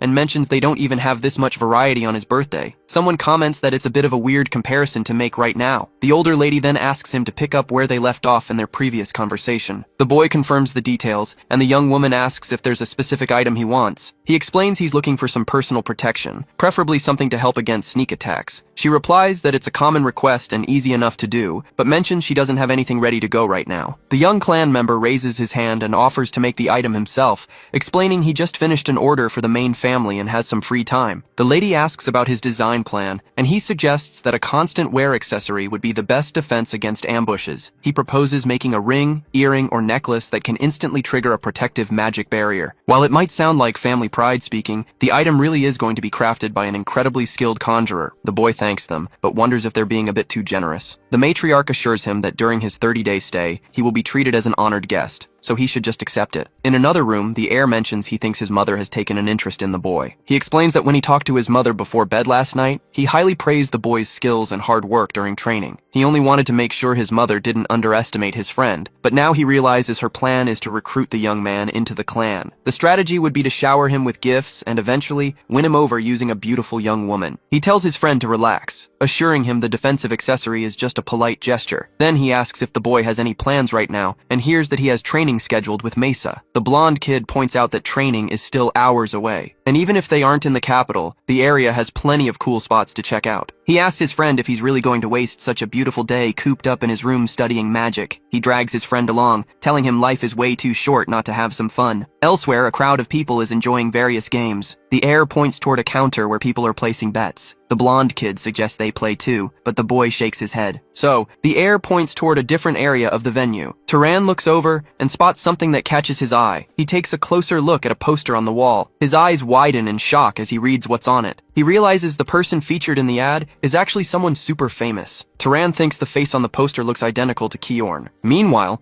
in another part of the venue, various weapons are on display for the crowd. A narrator explains that back around the year 2195, when the warriors of Arabian marched into the hostile desert, a paladin named Kiorn stood out among them. With the help of heavenly forces, Kiorn defeated his enemy after a brutal battle. The performance is a massive spectacle, and the crowd erupts in applause. The blonde guy asks Turan if he enjoyed the show, and Turan nods. Turan recalls the veteran warrior claiming he was just a simple soldier, and thinks to himself that the man was being incredibly modest. He plans to ask Kiorn if that legend is actually true if they ever cross paths again. Later, in another room, morning light streams through the glass window. Turan wakes up and is startled by who's standing right in front of him. It's the veteran with the scar on his face. The veteran asks if Turan's body has recovered yet, and Turan says yes, immediately asking what this surprise visit is about. The instructor says he saw great physical potential in Turan, leaving the young man trying to figure out what he really means by that. The man tells Turan to get up and start physical training, reminding him that nobody gets stronger by resting. The veteran asks if he's up for the challenge, and Turan accepts in his head, figuring he should take the opportunity to learn. Just then, the blonde heir walks in, excited to tell him about a great play happening today, but he freezes mid-sentence when he spots his own uncle in the room. The veteran mentions he's running a training session and suggests his nephew join in to get some exercise too. The blonde guy immediately runs off, making up a quick excuse that he's still way too tired. Turan asks why his friend ran away like that. A few hours later, Turan completely understands why he fled. The instructor barks at him to focus on his physical limits and orders him to do another rep. To wrap up the grueling workout, the man orders one final set of movements. Finally, the instructor calls it a day and wraps up the training. Totally spent, Turan collapses onto the floor from sheer exhaustion. The veteran asks if he's tired and Turan sighs in agreement. The man explains that since Turan is a caster, he's lucky he won't have to do this kind of physical conditioning forever. Turan asks what the difference is, and the instructor explains that a normal body weakens over time, even after training. However, mages use mana to keep their muscles firm, meaning once their body becomes as tough as steel, they never lose that strength. Smiling, the veteran remarks that quick breather should be enough rest. Turan complains, saying he needs way more time to fully recover. The instructor's grin widens as he ignores the complaint, telling Turan that his body is now ready to start weapon techniques and hand-to-hand combat. The training routine under the Burke clan turns out to be absolutely brutal for Turan. The young man takes a deep breath, trying his best to keep up with the grueling demands. The veteran explains that they use a special sword that multiplies their own body weight, warning him that any slip-up will lead to serious injury. Back home, Turan trains with Mesa, who advises him to utilize the friction generated by his fingertips. 3 whole weeks fly by without them even realizing it. Suddenly, the surrounding air shifts as an intense mystical energy begins to manifest. The boy sighs, thinking he just failed yet another attempt to pull off the technique. Mesa points out that this task seems unusually complicated, even for someone with his skill level. He explains that it makes sense why he's struggling, since he isn't originally from the Arabian territory. Mesa admits she's having a hard time too, since she never imagined she'd have to direct an electrical discharge in such a specific way. She asks if it isn't as simple as just shooting and hitting the target, but he tells her it's way more complicated than that. Just then, a voice calls out for Mesa from outside. The visitor looks at the boy and asks Mesa who he is. Mesa coldly tells him it's none of his business, reminding him she strictly forbade anyone from the main clan from coming near her. The man tries to excuse himself, saying the summon came directly from the family head, but she warns him there will be consequences for this. The messenger then delivers the news. The Dark Elf forces have launched a massive invasion in the southern region. He explains that several provinces have already fallen, which is why the Patriarch is putting together a military expedition. The boy realizes the enemy has finally made their move. After hearing him out, Mesa tells the messenger she understands and will return to her family's lands soon. With everything going on, she figures it's time to say goodbye to the friends she's made. She also feels she needs to pay them back for using that disgusting decomposition magic. She looks up at the sky, as if offering a prayer to some god. Then she looks at the boy and asks if he knows that electricity was once part of the human body too. This piece of information leaves him deeply lost in thought. Mesa smiles and says there's no way he could have known, since it's a closely guarded secret of her lineage. She tells him they can consider his debt settled now that she's taught him properly. She goes on to explain that whenever a person sees or feels something, the body sends a tiny electrical signal to the brain. She explains that this signal goes from the eyes to the brain for sight and from the nose to the brain for smell. Hearing her explanation makes the boy eager to try out the power for himself. To him, it feels like he just needs to observe something as simple as the flapping of a butterfly's wings. She continues her lesson, saying it shouldn't take much for someone as capable as him to activate this power. She explains that he just needs to focus deeply and resonate with the electrical impulses in his muscles. She warns him that at first, the electricity will feel incredibly tiny, but soon, that current will start flowing throughout his entire body. She says that by accelerating those electrical signals along a specific path, you can control exactly where the electricity goes. The boy follows her instructions, doing exactly what she just described. He feels the electricity course through his entire body, completely opening up his senses. The two stand in silence, just staring at each other as she begins to manifest a magnetic force. Something seems to resonate, and she displays her power right in front of him. As she speaks, the expression on her face slowly begins to change. The boy seems to instantly grasp everything she's trying to show him. Suddenly, he feels as if millions of lightning bolts are surging through his body all at once. An agonizing pain shoots through him. Mesa smiles, knowing he succeeded, and explains that the pain is just because he recklessly unleashed his mana. She warns him that the headaches will make it hard to adjust at first, but once he gets the hang of it, he'll be able to keep the power active for a long time. Even though Turan is grateful for the lesson, he feels like what he gave her in return is nothing compared to how amazing this power is. Leaping up into the air, she tells him to just look at it as an incentive, a sort of investment. She jokes that if he ends up learning even more incredible magic in the future, she's going to come back and collect. Turan stands there watching her fly away, hearing her voice fade into the distance as she yells that she'll charge him for every single detail. Meanwhile, an eagle soars rapidly through the sky. From the bird's eye view, it looks like military forces are gathering down below. That is the city of Morgan, the heart of the Dakine Plains. The combat forces serving Arabian are widely admired for all their glory. This is just a departure ceremony to go hunt dark elves, but it looks like a full-blown victory parade. Amazes points out everything he's seeing and tells his new friend that with a military force like that, they're bound to crush the necromancers. When he spots his cousin, he tries his best to wave and get her attention. But he's quickly told to behave himself since he's a noble. Everyone is thrilled by the arrival of the family head, and Turan and the others look up at her with pride. The entire army stands at attention, waiting for orders. Turan realizes that this person is the current head of House Arabian. The stern-faced, red-haired man is indeed the current leader of the house. People look at Badal Arabian and whisper about the intense look in his eyes. On top of that, Turan notices that the family head's complexion looks terrible. Rumor has it he was gravely injured in the past during a battle against the head of House Ajar. But since that was a long time ago, Turan figures his poor health might just be due to old age. Suddenly, the atmosphere shifts, and the excited crowd seems to lose their confidence. One of them even looks up at the sky, as if expecting something bad to come from above. They notice the sky starting to darken all of a sudden. Then, the head of the house raises his hands, as if he's about to bless everyone there. His eyes change color, showing that he's channeling his power. Within seconds, he begins to control his power through the clouds and the sky. Everyone sees the bright light as a symbol of Arabian's strength and greatness. With that, the crowd cheers, calling on the Lord of Thunder to protect his descendants. Turan is amazed that,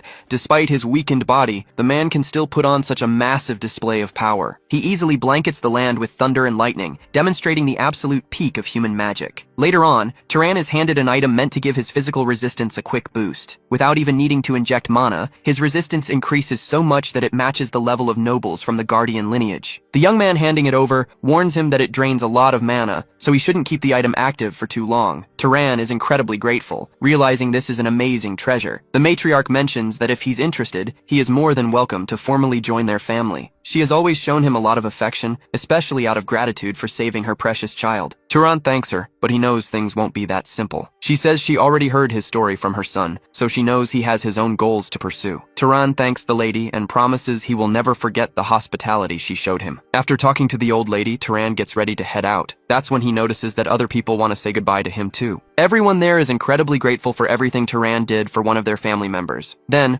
one of them tosses him an object and tells him to keep it. The man explains it's a magic tool. It doesn't have any crazy functions, but it's extremely durable and has a very sharp blade. Turan thanks him from the bottom of his heart, knowing it's going to be super useful. The man is so grateful he even calls Turan Master. Right after that, a subtle smile crosses Turan's face. After a quick smile, he just turns around and continues on his way. Like a good friend, Aziz offers Turan a cloak. As soon as the cloak is placed on his shoulders, Turan asks what exactly it is. His friend reminds him that he had mentioned being jealous of their clothes, and explains that this cloak doesn't get dirty easily. Aziz hands him some other clothes too, explaining they actually self-repair if they get damaged. Turan is thrilled, since he now has a brand new cloak, shirt, pants, and other gear. After handing over the gifts, his friend asks where Turan plans to go next. Turan takes a deep breath and says he's heading to Carmane, a city Aziz has also been to. Because of that, Aziz gives him some advice, warning him to avoid traveling by ship since the waves out there are brutal. As a sign of their friendship, his friend tells him to stay safe and to come back one day to pay him back for the cloak. Time passes, and we see Turan traveling down a road. He walks along peacefully, thinking about how he has to go the rest of the way on his own now. Since he's on his own, he decides to pick up the pace and run as fast as he can. After getting a running start, he flies past everyone on the road like a bullet. Some people turn around to see what just happened. Others are sure something just zipped past them, but they can't quite tell what it was. Moving at that insane speed,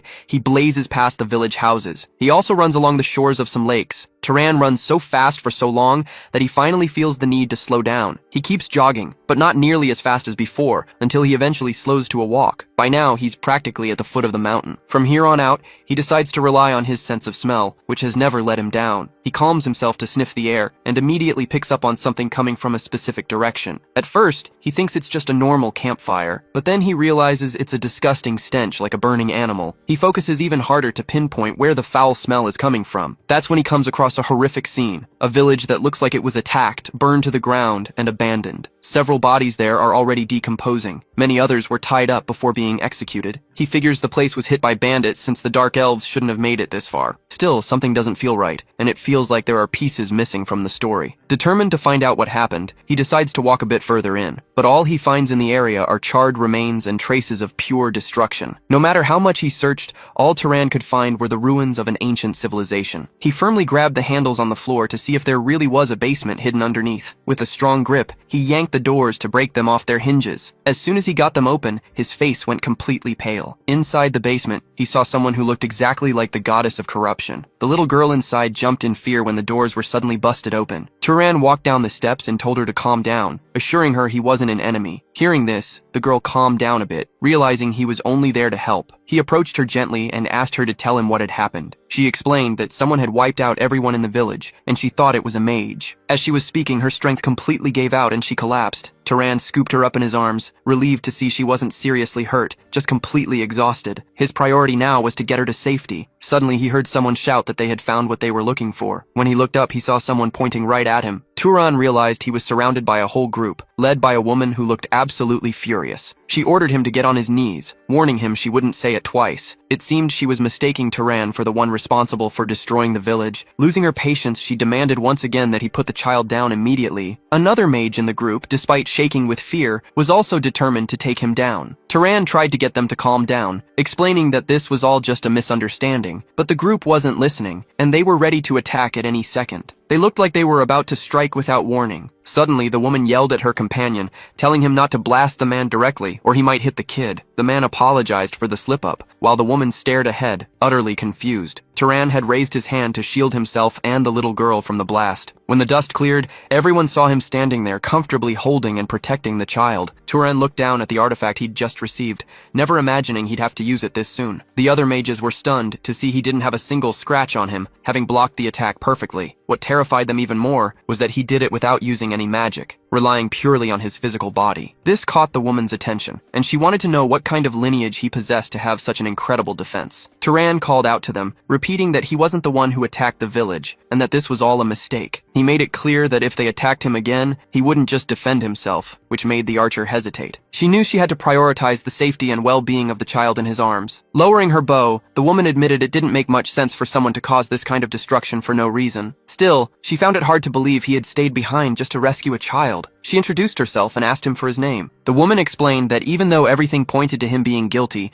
she was willing to try and believe his story. Turan suggested they just ask the little girl once she woke up, since she was the one who saw the real culprit. As soon as he said that, he noticed one of the people in the group had a very strange reaction. The young blonde girl doubts the kid actually saw the culprit. She mentions the killer's nickname and finds it weird that our MC doesn't know anything about him. She explains that the culprit is a rogue mage who's been attacking isolated villages for months. Since he never leaves any survivors, nobody even knows if the killer is a man or a woman. The only thing they're sure of is his nickname, the Flame Maniac, because of the fires he starts. As soon as the little girl wakes up, she describes the culprit as a bearded man wearing a red cloak. She says he looks like a scary lumberjack. This makes everyone uneasy, and the woman looks at our MC, realizing the description doesn't match him at all. The group then decides to apologize to him for their rude behavior earlier. This reminds our MC of an old noble friend of his who would also apologize whenever he made a mistake. The MC says he doesn't mind their suspicion, since the group's priority was just the child's safety. He then asks if they were planning to head to the city to capture the Flame Maniac. The blonde girl replies that now that they have a description, catching him will be way easier since they have a natural-born tracker in their group. Finding this interesting, the MC asks if they're from the Zahar family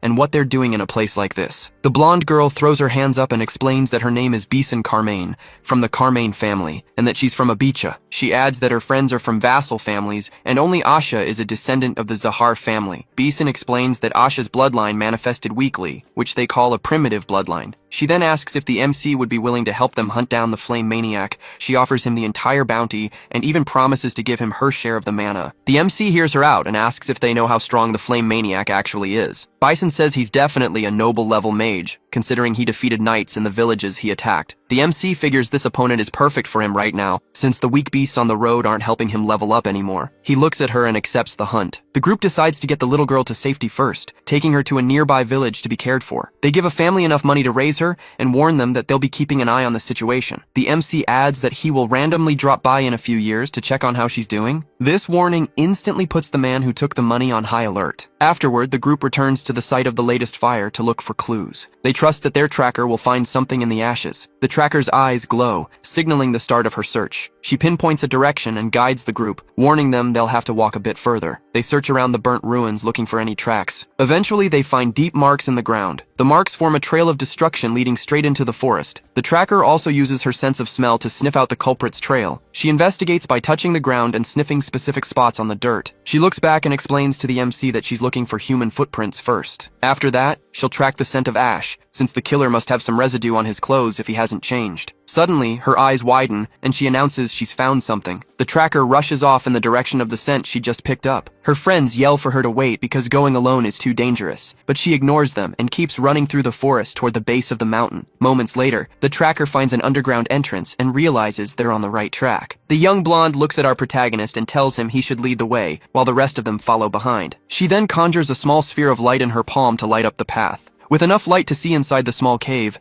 everyone starts following the tracker. As they walk, the blonde asks the tracker if she can pick up a scent in here. The tracker uses her search skills and senses that someone is definitely hiding in the cave. With that confirmation, the group starts heading in the direction she points out. While walking through the tunnel, the blonde gets lost in thought for a moment. Further ahead, the torches on the walls light up, illuminating the way. To everyone's surprise, a strange figure is already waiting for them inside. The man glares at the group with a creepy look and asks what they're doing in such an isolated place. The protagonist asks if he's the pyromaniac, and the tracker right behind him confirms it, saying she smells the exact same strange scent on him. The archer also thinks this is their target, but suggests they confirm his identity before doing anything hasty. The man speaks in a bizarre tone, saying he gets what they're after and that they seem to be looking for trouble. He goes on to say that if they want trouble, they came to the right place, and that he can easily turn them into kebabs. The man proves he really is the pyromaniac as he starts sparking fires all over the place. As his power surges, the fire spreads, getting completely out of hand. The protagonist is well equipped and gets ready to protect himself and anyone else he can. He uses his skill to create a sturdy barrier, shielding both himself and the archer. The man is shocked to see that his intense flames didn't do a single scratch to either of them. While the enemy is distracted, the archer starts firing off a rapid stream of arrows at him. One of the shots lands a direct hit on the pyromaniac's leg, dealing massive damage. The impact of the arrow is so strong that the man can barely stay on his feet. His eyes roll back, and he looks like he's about to pass out from the pain at any second. Even though he's in agony, he refuses to let the group get away easily. The man reveals another unusual power, making massive stone claws erupt out of nowhere. The protagonist realizes the enemy can manipulate earth, which is weird since he thought the guy only had fire abilities. Either way, the protagonist doesn't waste any time and gets ready to strike. He readies his slingshot and uses his mana to charge up the stone he's about to shoot. The pyromaniac isn't backing down and starts preparing another surprise attack, but the protagonist knows that preparing an attack is useless if the enemy doesn't have any hands left to fight with. Everything happening inside the cave starts getting terrifying, even for the pyromaniac. The protagonist reveals he learned a few tricks from a friend back in the last town he visited. Now he can channel electricity, making his slingshot shots even more lethal. The electric attack is so powerful that it makes the man's eyes roll back as he completely loses control. With the man defeated, one of his stone traps crumbles and collapses on top of one of the girls. The protagonist stays focused on wrapping up the fight and finishing off the criminal. The girl watches in awe, amazed at how easily the protagonist completely neutralized the threat. Now he's holding some strange seeds in his hands. Turan throws the seeds in his hand right onto the man. Right after that, the magic kicks in. It's a sealing spell that completely locks down the man's movement and vision. Turan approaches him with a sharp object and tells him to cooperate. The man looks like he wants to say something, but he still needs a little more persuasion. Turan holds the sharp blade right up to the man's beard, telling him to remember what he did and stay still. He warns him that if he releases any mana, he's dead on the spot. Turan demands he spill everything he knows, but the man just asks how these kids managed to get here. Irritated, Turan simply replies that he has his ways. He demands to know why this rogue noble is burning down all these regions and their people. The man replies that God told him to burn everything. Everyone there finds his words terrifying and can't make any sense of it. The man screams that God showed him the secret to stealing the power of other bloodlines. He claims that if he just burns a few more humans, he'll finally obtain the fire bloodline. The young blonde thinks he's completely out of his mind and doesn't believe it's even possible to get a bloodline that way. Turan finds it disgusting that someone would commit such atrocities for a reason so ridiculous, but he starts thinking about it, trying to organize his thoughts. Turan recalls someone in the past mentioning that ordinary people could gain power by defeating demonic beasts. That person was Madame, who said they'd already seen several mages do exactly that. Now, the man keeps saying he just needs to burn a few more things to get the power of flames. Turan realizes this might not just be the rambling of a lunatic and grabs his arm tightly. He thinks that maybe, just maybe, this man actually discovered the secret of this world. With one swift strike, Turan ends the man's life. The man's lifeless body hits the ground, unable to cause any more harm. One of the group members starts feeling sick, and Beeson asks him what's wrong. The guy replies that finishing off someone helpless like that felt more like a slaughter. Beeson tells him not to talk nonsense,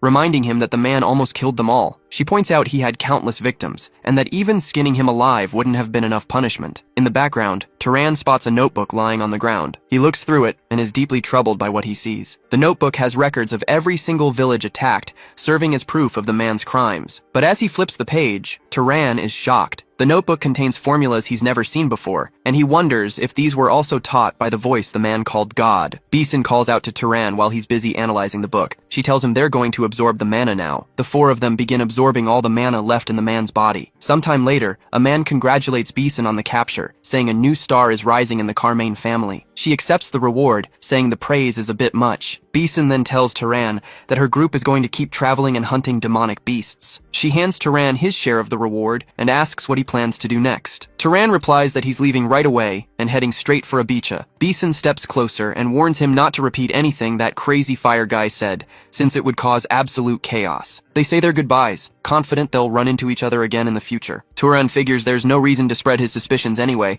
especially since he doesn't have any concrete proof yet. He begins his trek through the desert toward the city of Abicha. Along the way, he notices the air is getting more and more humid. Turan snaps his fingers to cast a quick spell. Seeing the flame flicker in his hand, he realizes using fire magic is going to be tough in this climate. On the bright side, a different kind of magic feels incredibly easy to use here. His water magic is much stronger now, and it barely uses any mana. This can only mean one thing. He's finally reached his destination, Abicha. Inside a local tavern, a man asks if they're setting sail tomorrow. The ship's captain says yes, explaining they need to head back to the Enril Desert, but reminds everyone they'll have to deal with mermen along the way. The crew adds to the captain's worries, pointing out they also have to worry about pirates. The captain grumbles that at this rate, he'll end up paying for his men's coffins instead of their wages. Overhearing the conversation, Turan approaches the group. He asks if they're really heading to the Enril Desert. The captain confirms they are, but warns that the ship is completely full. He says to fit anyone else, he'd have to throw a barrel of booze overboard, which goes against his principles. Hearing this, Turan simply places his hand over a cup on the table. Confused,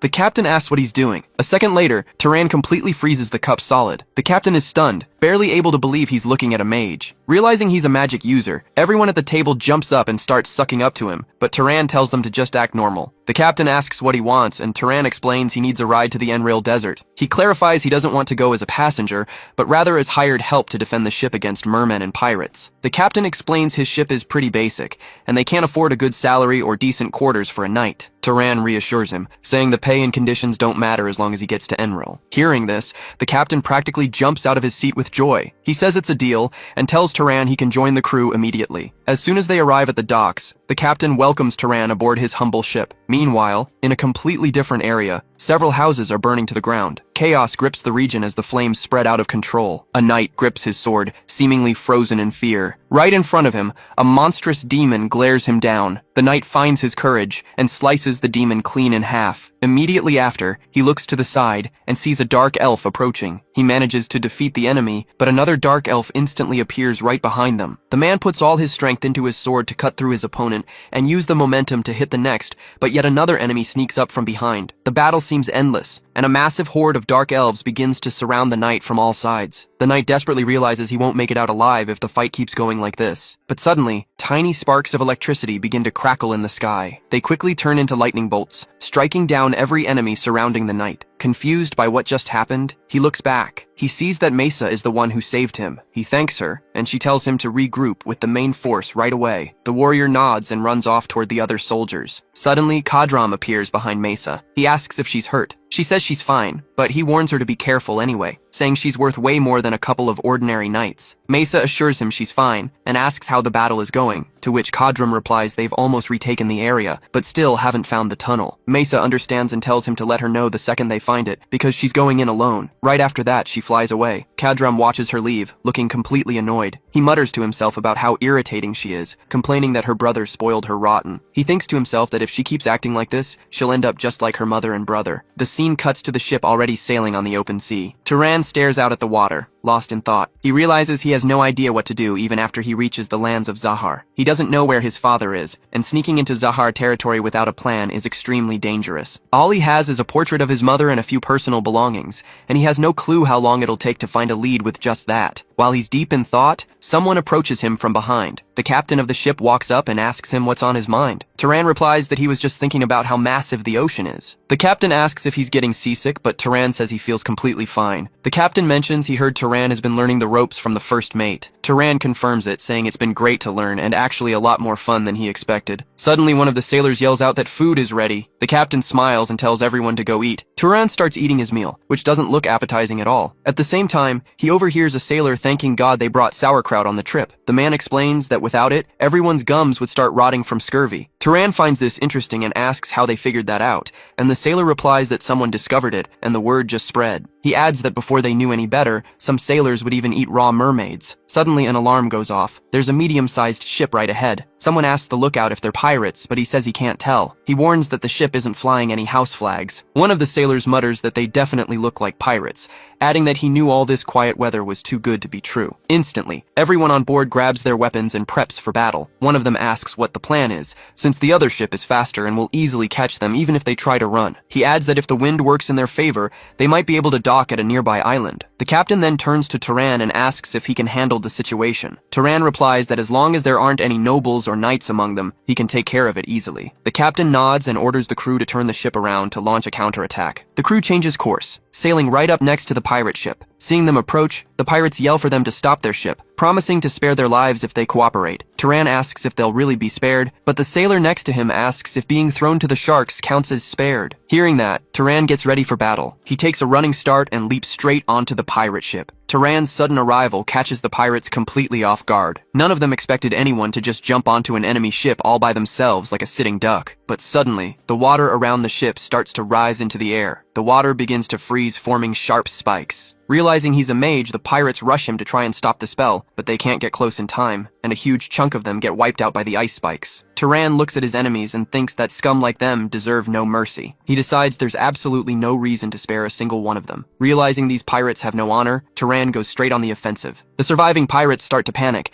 yelling at each other to stop being idiots and act fast, or they're all going to die right there. A few pirates muster what little courage they have left and charge at Turan, even though they know it'll probably end badly for them. Turan just looks them dead in the eye, his calm, deep gaze reflecting the blue of the ocean. He knows what needs to be done. And right then, the surrounding sea starts to rage violently. Faced with danger, some pirates choose to charge forward and fight, while others decide to just jump overboard. But no matter what they choose, everyone here is going to meet the exact same end. Even though they're terrified, the pirates keep desperate attacks coming because they know their lives are on the line. They think that if they gang up on the young mage and attack all at once, they might stand a chance. Unfortunately for them, Turan is determined to take down anyone who stands in his way. Turan's movements get faster and more precise, letting him take on multiple opponents at the same time. With just a glance, he predicts where their strikes are coming from and knows exactly how to dodge. The pirates realize that fighting Turan up close is a terrible idea, since he easily blocks every single attack. Showing off his incredible combat skills, he uses one pirate's attack momentum to strike down another right after. Everyone on deck is panicking and wants to end this fight quickly, so Turan decides to switch up his strategy. It seems like the more he fights, the more armed pirates show up to try and surround him. Even so, Turan sticks to his plan, fighting on while manipulating the massive waves crashing around the ship. Whenever he needs to, Turan backs off slightly to give himself some space and line up his next spell. After all, he knows that certain magic attacks work much better when cast from a safe distance, and the rough sea obeys his commands with growing intensity. He keeps using his water control to deliver heavy blows, taking out the enemies who are still trying to resist. Turan's power shapes the seawater into sharp spears, skewering his opponents with ease. A few pirates still think they can catch Turan off guard in the middle of all the chaos, but any illusion of an advantage quickly vanishes against the overwhelming power and preparation of the young mage. That's when one of the guys grabbed Turan and yelled to the others that he had him pinned. His crewmates started slashing at the guy they thought was trapped, but But soon, one of the thugs' eyes went wide. He realized that no matter how hard they tried, their sharp weapons weren't leaving a single scratch on Turan. His body seemed heavily armored, as if no blade could ever pierce him. Since his enemies couldn't hurt him, Turan decided to strike back. He wasn't about to waste any more time. He easily took down multiple opponents at the exact same time. His counterattack was so fast and brutal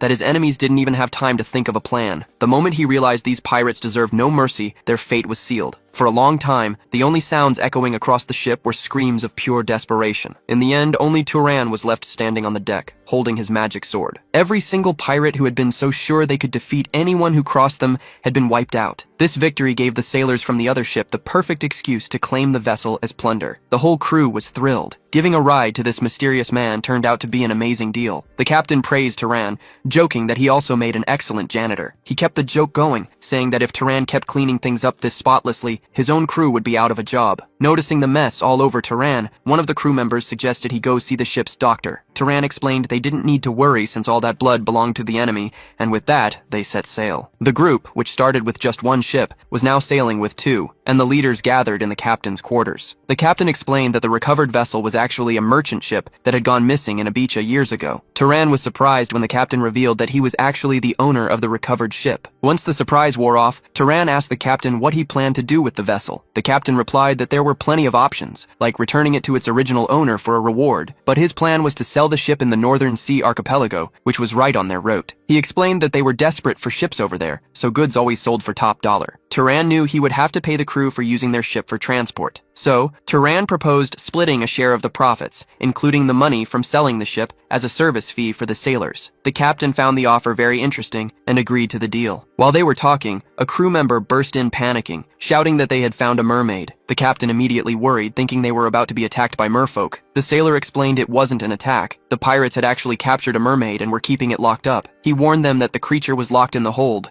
and both men listened closely to the news. To hold up their end of the bargain, the crew immediately started cleaning up the deck. As they walked, the captain wanted to double-check if the valuable creature really was down in the hold. He took the opportunity to invite Turan to go down and have a look at it. On their way down, Turan asked if mermaids usually sold for a lot of money. The captain explained that the price varied, but if it was a beautiful female, the selling price could easily triple. As they stepped inside, the captain commented on how people on the mainland were absolutely obsessed with mythical creatures. As soon as they reached the hold, Turan spotted the creature curled up in a corner. After taking a closer look, they realized it was a male, which drastically dropped its market value. The captain sighed, realizing they wouldn't get much money for him since he was small and didn't look like much. They'd only get a decent price if he was actually one of those legendary royal merfolk who could turn into a fish. Annoyed, the creature snaps back, saying he's not just some random male, but Armani, the 47th prince of the northern state. The captain and Turan talk it over and agree that if this kid is actually telling the truth about being royalty, he might be worth something after all. The captain thinks he's just bluffing to avoid being thrown away and wants to see if he can actually turn into a fish. The young merman explains that he can't transform because he's out of the water and tied up in ropes. It really looks like he's just trying to trick them so he can escape. The captain asks Turan what he plans to do with their find. Turan says he's going to get rid of him since merfolk are known to eat humans. Looking at the creature curled up in the corner,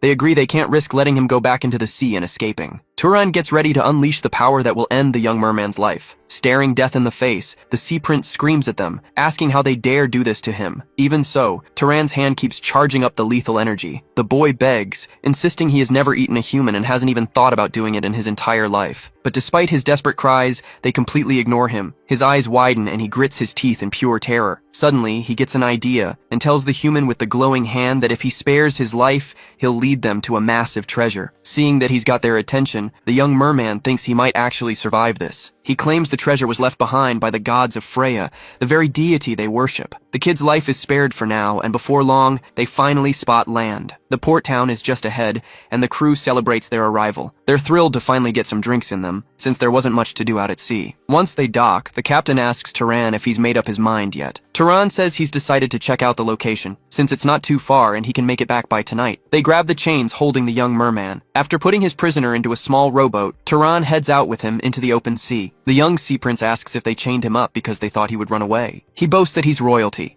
and a royal always keeps his word. Turan listens in silence, moving the boat forward using nothing but his own magic. As the boat glides forward, the kid warns him that if the treasure is disappointing, it's not his fault. Night falls over the ocean. Turan doesn't care about his excuses and just tells him to keep showing the way. Once they reach the coordinates, Turan gets ready and dives straight into the water. He sinks into the deep ocean, searching for the goddess's treasure. Under the water, he begins to scan his surroundings. Just as he suspected, there's a massive, incredibly powerful sea serpent guarding the ancient ruins. Now, he has to face the sheer size and power of the scaled beast. Turan is relieved when he spots the small island the merman mentioned in the distance. The place actually has a beautiful view. He puts his hands in the water to push the small boat even faster. Turan uses his scouting magic to check for any danger lurking above or below the water. He's incredibly relieved there are no mermaids around, because dealing with them would be a massive pain. At least it doesn't look like this place is their home base. Even though the tide is rough and crashing hard against the rocks, everything seems peaceful. Cut to a moment later, and their little boat is empty, as the two of them head into the forest. The merman looks around, absolutely sure that the spot they're looking for is somewhere nearby. He doesn't spot it right away, but after looking a bit closer, he realizes it's actually much closer than he thought. The merman points in the right direction, but our MC stares at the spot, wondering if the guy is actually telling the truth. The place looks completely ordinary, just a calm, quiet lake. He looks at the merman and says the lake doesn't seem that deep, but the little guy confirms it's actually about 300 meters deep. To a merman, that's nothing, but for a human, it's a pretty daunting depth. Before long, he uses a nearby tree to tie the merman up. The little prince hates being tied up again and complains that he shouldn't be doubted, swearing he would never run away. Anxious, the merman points out that if the human fails and doesn't make it back, he'll end up starving to death tied to this tree. As he takes off his clothes, he tells the merman he'd better root for his victory and safe return then. He stands there for a moment, watching his reflection ripple slowly in the lake's water. He takes a deep breath to build up his courage,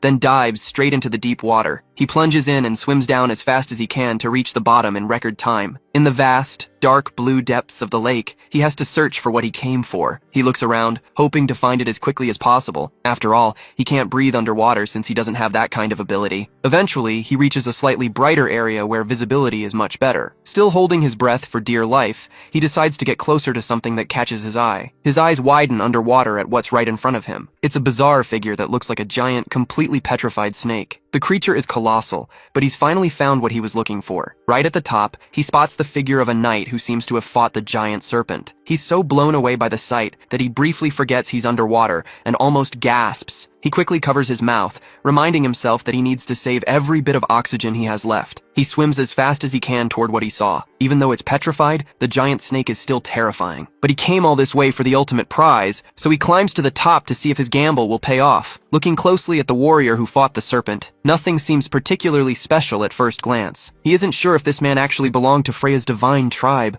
and he finds it hard to believe that his physical body is still completely intact. But then, something glowing underwater on the man's belt catches his eye. The object looks a lot like a golden compass, meaning this has to be the divine treasure itself. Meanwhile, back on the shore, the little merman is still tied to the tree. Seconds later, our MC bursts from the lake, gasping for air. The little merman cheers excitedly and asks if he managed to find the treasure. Still in the water, he replies that he thinks he found something, though of course he still doesn't quite know what it actually is. Looking at the young merman now, Turan can actually see his life force. The boy's vital energy and his strongest points are laid bare right before his eyes. Holding the golden compass, Turan wonders if this is the object letting him see everyone's vital signs and internal energy. If that's the case, he decides to hold up his end of the deal, reaching out toward the merman and using a bit of his power. With that power, the chains binding the little merman snap right off. The little merman didn't think he'd be freed so easily. He actually thought he was going to be sold off again. Turan tells him he always pays back his debts, and since the kid was honest and kept his promise, he did the same. As Turan gets dressed, the little merman calls him a really nice demon. With that little thank you, the boy dives right back into the water. As soon as he hits the water, the boy begins to transform into a giant fish. This makes it obvious that the merman really is royalty. Seeing this, Turan realizes the kid was completely innocent all along. A little while later, the ship is shown docked at the harbor. As soon as Turan gets back on board, he notices several sailors being punished. They're being disciplined for the destruction they caused back in the village. Taking in the scene, Turan wants to know what's going on. Someone explains that the sailors are being punished for staying out late the night before. They ignored the captain's warnings, causing a ton of damage and starting a massive brawl at the port bar. With his new powers, Turan can easily see the life force of every single man there. He watches their life force drop as they take a beating from the punishment. After that, Turan needs to head into town to buy some supplies. Meanwhile, the ship's captain is pitching a sale to an interested buyer. The captain jumps a bit when their guest walks in. Turan has just arrived right in the middle of their negotiation. The captain introduces the man as Captain Samuel, explaining that he's agreed to buy the ship. Turan listens to the deal and thinks it's a good offer, but he sees one problem. For someone who has always lived in a small village, walking around with that much gold is going to be a hassle. He thinks it would be much better to receive the equivalent value in magic items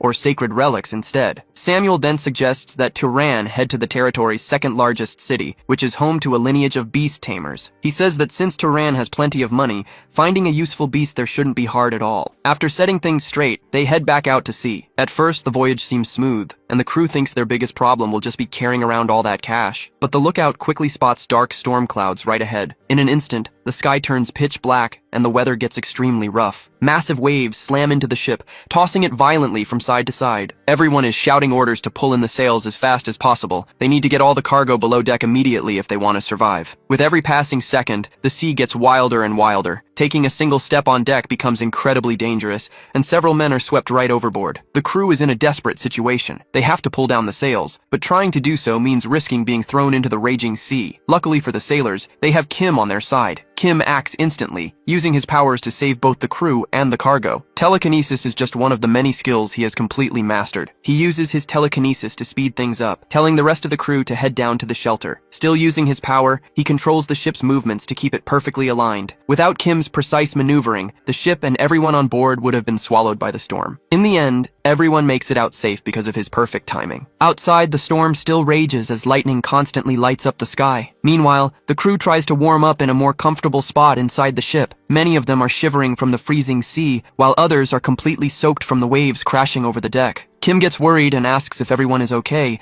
but using his powers, he can tell some of them are in really bad shape. The captain thanks him, saying none of them would be alive if it weren't for his generosity and quick thinking. When asked if they'll be able to escape the storm, the captain says it all depends on the ship and the helmsman. Still, it's clear that the entire crew is freezing and shaking. Seeing this, Kim decides he needs to do something to help them. He takes the initiative and asks everyone to gather around him in a circle. With all his experience at sea, the captain immediately worries that Kim wants to start a campfire, which would be incredibly dangerous on a wooden ship. But Kim assures him that he'll keep the flame small and under complete control. He keeps his word, creating the perfect flame to warm everyone up. The warmth from the fire spreads, quickly making the room cozy. It doesn't take long for the crew to feel the relief of the heat. Everyone starts to relax in the pleasant energy, amazed to see such refined magic, which is extremely rare. The captain thinks to himself that he finally understands the ancient verses he used to hear about the majesty of mages. Those verses said that humans serve mages, and mages rule over humans, but they also protect them. The journey continues until they reach Komad, the largest city in the northern Enril Desert. At the port, workers begin unloading the crates from the ship. The captain hands Kim some money, saying that even though it's a small amount, it's for his services. He explains that the crew pooled this money together from the profit of selling the pirate ship, and insists he take it so they don't anger the gods. Kim accepts the reward, and promises that if they ever cross paths again, he'll buy them all a real meal. Hearing this, the sailors start shouting his name and calling him Sir Knight. They all bid him a loud farewell, saying they're going to miss him. The captain bows deeply as a sign of respect and gratitude for his help. Kim watches them, thinking to himself that these guys are really a fun bunch. He enters the city where the locals are going about their daily routines in the streets. Kim walks through the area, observing the bustling crowd around him. Suddenly, he senses something strange and stares intently in one direction. He sees someone unusual in the middle of the crowd, glowing with a bright blue light. That figure stands out completely from everyone else around. Kim decides to approach them and politely calls out to get their attention. The person turns around and asks if he is a knight of the Durman family. The knight quickly turns around, bows to Turan, and says he's at his service. Turan introduces himself, explains where he's coming from, and says he'd like to meet with the head of the man's family. Before long, the two of them arrive at a massive mansion. Next thing we know, Turan is sitting comfortably, dressed in some seriously elegant clothes. The man sitting across from him compliments his look, saying the outfit suits him perfectly. This man, who practically radiates power, is Cal Durman, the head of the family. For a moment, it feels like the two are having a silent standoff, sizing each other up. Faced with this intense pressure, Turan refuses to back down and stares right back. Being a good host, the head of the house kicks off the conversation by asking for his guest's name and family background. Turan gives his name and reveals he comes from a fallen lineage of guardians. He also gets straight to the point, saying he heard about their magical beasts and is here to buy one. Cal stands up and lets him know his daughter will take over the negotiations from here. Turan can't help his curiosity, so he speaks up and asks Cal if he's ever met someone who looked just like him before. Turan's curiosity grows even more when he notices the man hesitate for a split second after hearing the question. Cal admits that Turan does indeed remind him of someone he knew in the past. After that, Turan is led away by Cal's daughter, who mentions she initially thought he was just some ruined noble. She adds that since he's looking to buy magical beasts and comes from a guardian bloodline, he must be doing pretty well for himself as a mercenary. While the girl keeps talking, Turan is distracted, still thinking about what her father just said. He desperately wants to find out something about his parents, remembering details like curly hair, slightly large ears, and a straight jawline. Since his mother's features were very common, he figures the person Cal knew in the past might actually be his father. Turan is lost in thought for a while, until the young woman snaps him out of it and tells him to follow her to another room. They get ready to enter the family stable, and after walking down a long hallway, they step into a massive space. Seeing so many animals living in a setup that looks just like their natural habitat gets Turan pretty excited. He thinks the place is incredible, noting how every room has the perfect environment for each creature. It's all super impressive, but Turan starts to worry when he begins to think about how much all of this must cost. As he follows the woman, he starts thinking it might be better to just forget about buying a magical beast. Suddenly, the two of them stop, and Turan keeps worrying that there's no way he can walk out of there carrying a chest full of gold to pay for one. Just then, a pair of large black wings inside a nearby cage catches his eye. The animal inside the cage seems calm, just watching Turan's every move. The creature's eyes are incredibly vibrant and striking. Feeling like there's still hope, Turan asks the woman how much she wants for that animal. Taking a closer look at the creature, he figures it's a bargain, even though he knows it'll take almost all of his money to buy it. He also asks what the creature's special ability is, and the woman replies that it's highly intelligent. She explains that while it's a very popular species, the problem with this smart bird is that it refuses to obey anyone it thinks is dumber than itself. As the woman explains the details, the beast keeps its eyes locked onto Turan. Turan stares back at the bird and asks if it can actually understand what they're saying. He wants to test if the bird really is smart, despite its grumpy-looking face. The woman mentions the bird is indeed very clever, and she even tried teaching it to read, though that didn't work out. She thinks it's a total waste, because the animal is strong, a good size, and has already hunted and eaten several other beasts. All it needs is to learn how to behave, because if it actually listened, it would be worth double or even triple the price. For a second, it looks like the bird is trying to tell Cal something. The woman gets goosebumps, thinking the bird suddenly decided to start behaving. Cal points to himself and asks the bird if it wants to be his. He finds it pretty weird, though. He doesn't think he's anyone special, so there must be a reason behind this. He makes one thing clear. If he buys it, it'll have to do its absolute best to learn how to read. The bird nods, showing off how incredibly smart it actually is. With that, a spell is cast. Cal performs a binding magic, forging a long-term bond between them. Right after, the bird lands straight on its new master's arm. The family head is impressed by how a bird that used to be completely wild is now listening to Cal's every command. Because of that, he tells Cal to take good care of it. Then, the man says he could just let it go, but there's something that's been bothering him. He asks Cal if he happens to have any connection to a Lord Talus, but Cal has absolutely no idea who that is. Seeing Cal's reaction, the host tells him to just forget he asked. Even though they drop the subject, Cal wonders if the man saw someone else's face in him, which is why he brought up that name. So, Cal decides to show him something and ask a question of his own. He pulls a piece of paper from his pocket and asks if the man recognizes the woman on it. The paper has a drawing of Cal's mother. Not knowing who she is, the man studies the drawing closely, but no names come to mind, and he comments that if he had ever met such a beautiful woman, he definitely wouldn't forget her. Cal thanks him and decides to let the bird fly around for a bit. Once the payment is settled, the deal is officially done. Now Cal just needs to take his new pet and head out, but first, he decides to make sure everything works. He grabs onto the bird's talons to go for a quick spin. The bird immediately takes off, carrying Cal down the road at high speed. Cal hangs onto its feet as they fly, absolutely loving the experience. After a while, he heads back, and the servants serve him a nice meal. The girl who helped with the deal asks if he had a good trip. Then, she decides to introduce Cal to the rest of the crew. A man covered in scars asks if that place is anywhere near Arabian. The girl snaps at him, telling him not to lump their noble guest in with those vultures. After getting scolded, the man introduces himself and mentions he comes from a historic lineage. The two of them share a firm handshake, but the grip is way too tight to be just a friendly greeting. The big guy instantly notices Cal's incredible strength. As expected of a guardian, he's seriously tough. The woman asks to see the bird he bought, but Cal explains that he already let it fly free. However, he mentions he can call it back whenever he needs to. All he has to do is call, and the massive bird will appear in an instant. She gets super interested in the bird and tries to touch it, but the eagle aggressively snaps at her, making it clear it won't tolerate being touched by someone like her. Getting rejected like that, the woman's only reaction is to start cursing out the bird. The eagle gets incredibly pissed off, but Turan steps in and tells it to calm down. After that little scene, they are served a massive feast. The spread looks like it was made for royalty, and as they eat, they start talking about the appearance of the dark elves in the west. They talk about the Arbian subjugation force and mention that their commander is named Mesa. The dinner goes on as they chat about this and other rumors. The obnoxious woman keeps talking trash, saying that the rival family's commander is incredibly ugly. She also mentions they have an heir who lives a very comfortable, sheltered life. Turan just listens with his head down until the name Lord Talus comes up. Turan cuts in and asks who exactly this Lord Talus is. They explain that he's the younger brother of the family head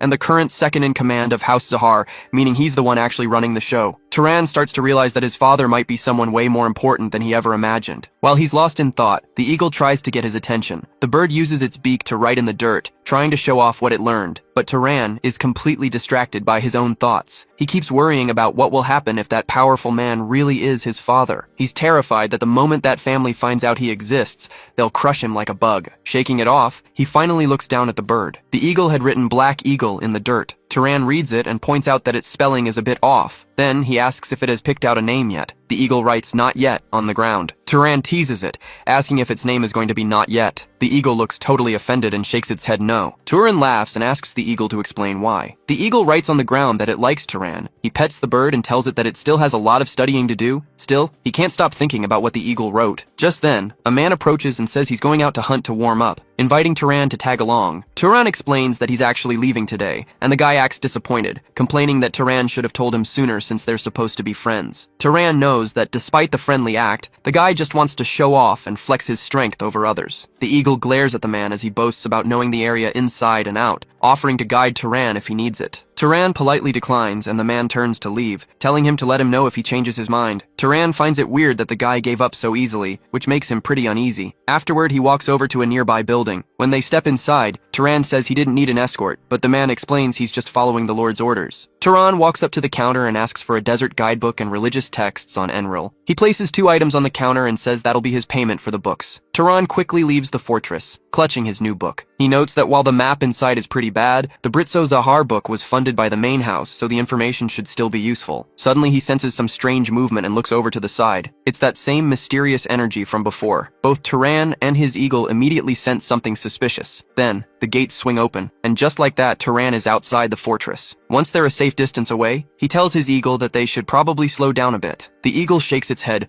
clearly disapproving of the idea. But Turan explains that he just wants to walk for a while. Meanwhile, an owl watches them from a distance. The bird perches on a tree branch as Turan and his eagle pass by. That's when Turan notices something off. He stops to analyze the situation. He calls out, telling whoever is following him to show themselves. A man steps out of hiding, asking if Turan knew he was there the whole time. He points at the eagle and asks if Turan is stupid for walking instead of riding his massive bird. The man claims he saw a young guy traveling all alone and just wanted to help out. Turan cuts straight to the chase and asks if the man is after his mana. Dolph tries to scramble for a good lie. With a creepy smirk, the man asks if Turan really came out here all alone, knowing how dangerous it is. Turan mutters that he finally understands why nobles absolutely despise ruined, bankrupt nobles. Dolph's grin grows wider as he laughs at hearing that from someone whose situation is just as bad, if not worse, than his own. He knows Turan has powerful mana, but his physical body is incredibly weak. Turan agrees, saying that even though his body is weak, his overflowing mana makes him the perfect prey. He then signals his eagle to take flight. The man listens closely to what Turan is saying. Turan starts releasing his mana, remarking that he successfully lured his opponent out. As Turan begins to vanish from sight, the man licks his lips, thinking this is going to be a delicious meal. Dolph chuckles, thinking it's just cheap concealment magic used by useless knights to spy on people. He warns Turan to stop running, boasting that dealing with concealment magic is incredibly easy. But suddenly the man realizes he can't sense any presence at all. His eyes widen in realization as a terrifying possibility crosses his mind. Out of nowhere, an attack flies right at him. Dolph has no idea what's happening. He wonders where that stone even came from. Before he can react, another strike flies in and hits him dead on. An even heavier blow slams right into his stomach. Desperate, he tries to guard against the incoming barrage. Finally, he activates his magic,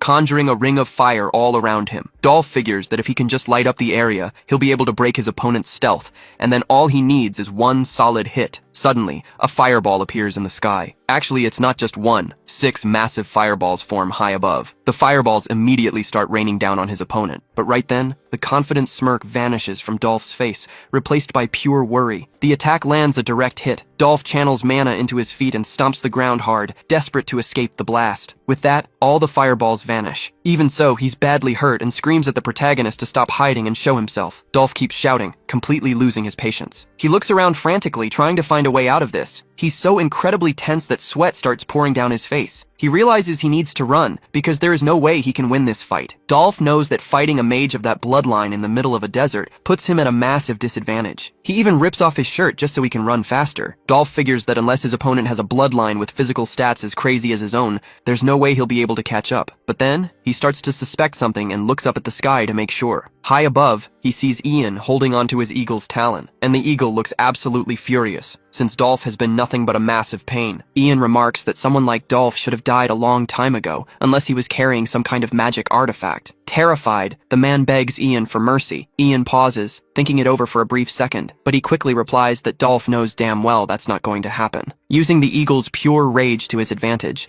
Ian unleashes a massive wave of power. The devastating attack hits Dolph head-on, completely crushing him. Ian looks down at Dolph's defeated body, realizing the guy was actually much stronger than he expected. He reflects that if Dolph had been an official guardian of Zahar, his stone-throwing trick might not have worked at all. Ian reaches out his hand, declaring that it's time for the feast to begin. With that, all of the man's mana begins to drain away. Ian absorbs all of that magical energy in one single gulp. At the same time, the object strapped to Ian's waist also starts drawing in some of the mana. Ian looks down, a bit confused by what's happening. Both he and the eagle watch as the object greedily devours the energy. Ian realizes that this item is capable of storing magical power. He wonders exactly how the artifact works, and decides he'll have to examine it more closely later. The eagle prepares to lift Ian into the air once again. Ian shields his eyes from the sun, looking out toward the horizon. He tells himself that the tomb of the gods is just ahead. Sometime later, in a different location, Ian is seen talking to an informant. She tells him he was incredibly reckless to run away from home, and asks if he ran into any bandits or magic beasts along the way. Turan explains that he just got really lucky, and then asks how to get into the Tomb of the Gods, mentioning he read in a book that there's an entry fee. The informant says it's usually a simple process, but access is currently blocked. She explains that some VIPs arrived a week ago, and the entrance has been closed off ever since. She points her index finger upward, hinting that these are some seriously high-status people. Turan finds the whole situation pretty suspicious. Meanwhile, in another area, a group of men are gathered together. One of the guys wants to know where Perga is. Perga replies that he's right there, and tells him he doesn't need to yell. The young guy blames everything on Perga, saying they wouldn't be in this mess if he hadn't insisted on coming inside. Perga tells him to stop shifting the blame, pointing out that the kid came along of his own free will. Then, he tells the kid to shut up. He remembers his grandfather telling him about a hidden underground area inside the Tomb of the Gods,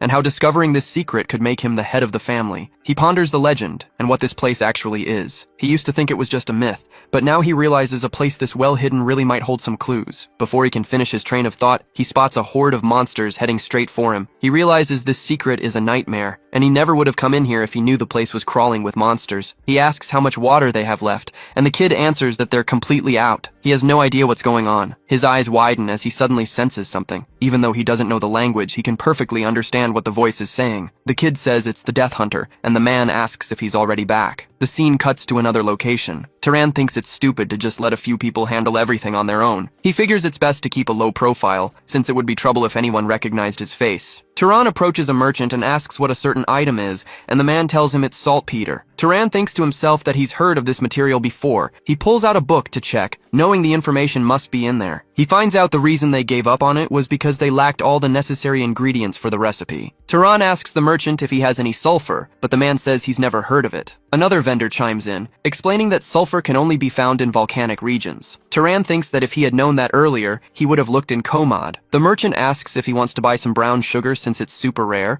but Turan explains he doesn't like sweets. Later, in a different area, Turan gets his slingshot ready. Turan fires a projectile right at a rock. It hits the rock with massive force. He notes that using sand instead of regular stones makes a huge difference. He can actually change the shape of the projectiles midair. Since he only has 5 or 6 stones, he has to be extremely careful. This technique is also great for binding enemies' ankles and blocking their vision. With that in mind, he wonders what those nobles have been doing inside the tomb for so many days. Turan thinks maybe it's best to just head to another city. It seems like the perfect plan. Watching from behind a rock, he realizes he just needs to sneak inside, and if he gets caught, he can always just run. Suddenly, Turan hears a noise and quickly hides. 2 guards walk past chatting, saying all that noise isn't really necessary. One of them kicks something on the ground. Turan wonders why the guards are treating those people like that. As he heads down the stairs, he starts to see shadows moving. Curious, Turan decides to peek and see what's going on. He spots a few people and someone who looks like a prisoner. The prisoner asks what's happening. Turan listens as another man snaps back, telling the prisoner that questions aren't allowed. He originally thought they were just kidnappers, but this seems way more sinister. One of the men orders the prisoner to carry the cargo toward the hole. Turan watches them and hesitates, wondering if he should really go in, though the air coming from inside feels pretty fresh. So he starts making his way inside. Turan figures this must be some kind of beast-controlling magic. A man with a mustache asks if Lord Purga is doing okay. Turan overhears him saying things will go south fast if the Lord's rivals find out about this. Now everything clicks for Turan. This is the real reason they've been occupying this place for so long. He takes a moment to process the whole situation. While it definitely looks dangerous, he feels like it could also be a massive opportunity. Their reasons don't really matter anyway because Turan wants something that's hidden inside. With that, he starts heading down into the hole. Suddenly his vision starts to go completely white. Turan finally manages to slip inside. With a pounding headache, he realizes he was being an idiot. Purga might not even be the type of guy to return a favor. He looks over in the direction of some screaming. He sees a young man collapsing to the ground. Purga says everything is going great and orders them to bring in more people from outside. He also demands they deal with that annoying noise, since they need to save food anyway. Seeing all of this, Turan finally puts the pieces together. He realizes this man is the infamous Purga Zahar, a man who takes lives just to get water without feeling a shred of guilt would never pay back a debt. Turan's eyes widen in shock. He realizes he was dead wrong. He is not the hunter of the night here. A long, long time ago, giants ruled over the fertile plains of Enril. Driven by an insatiable thirst,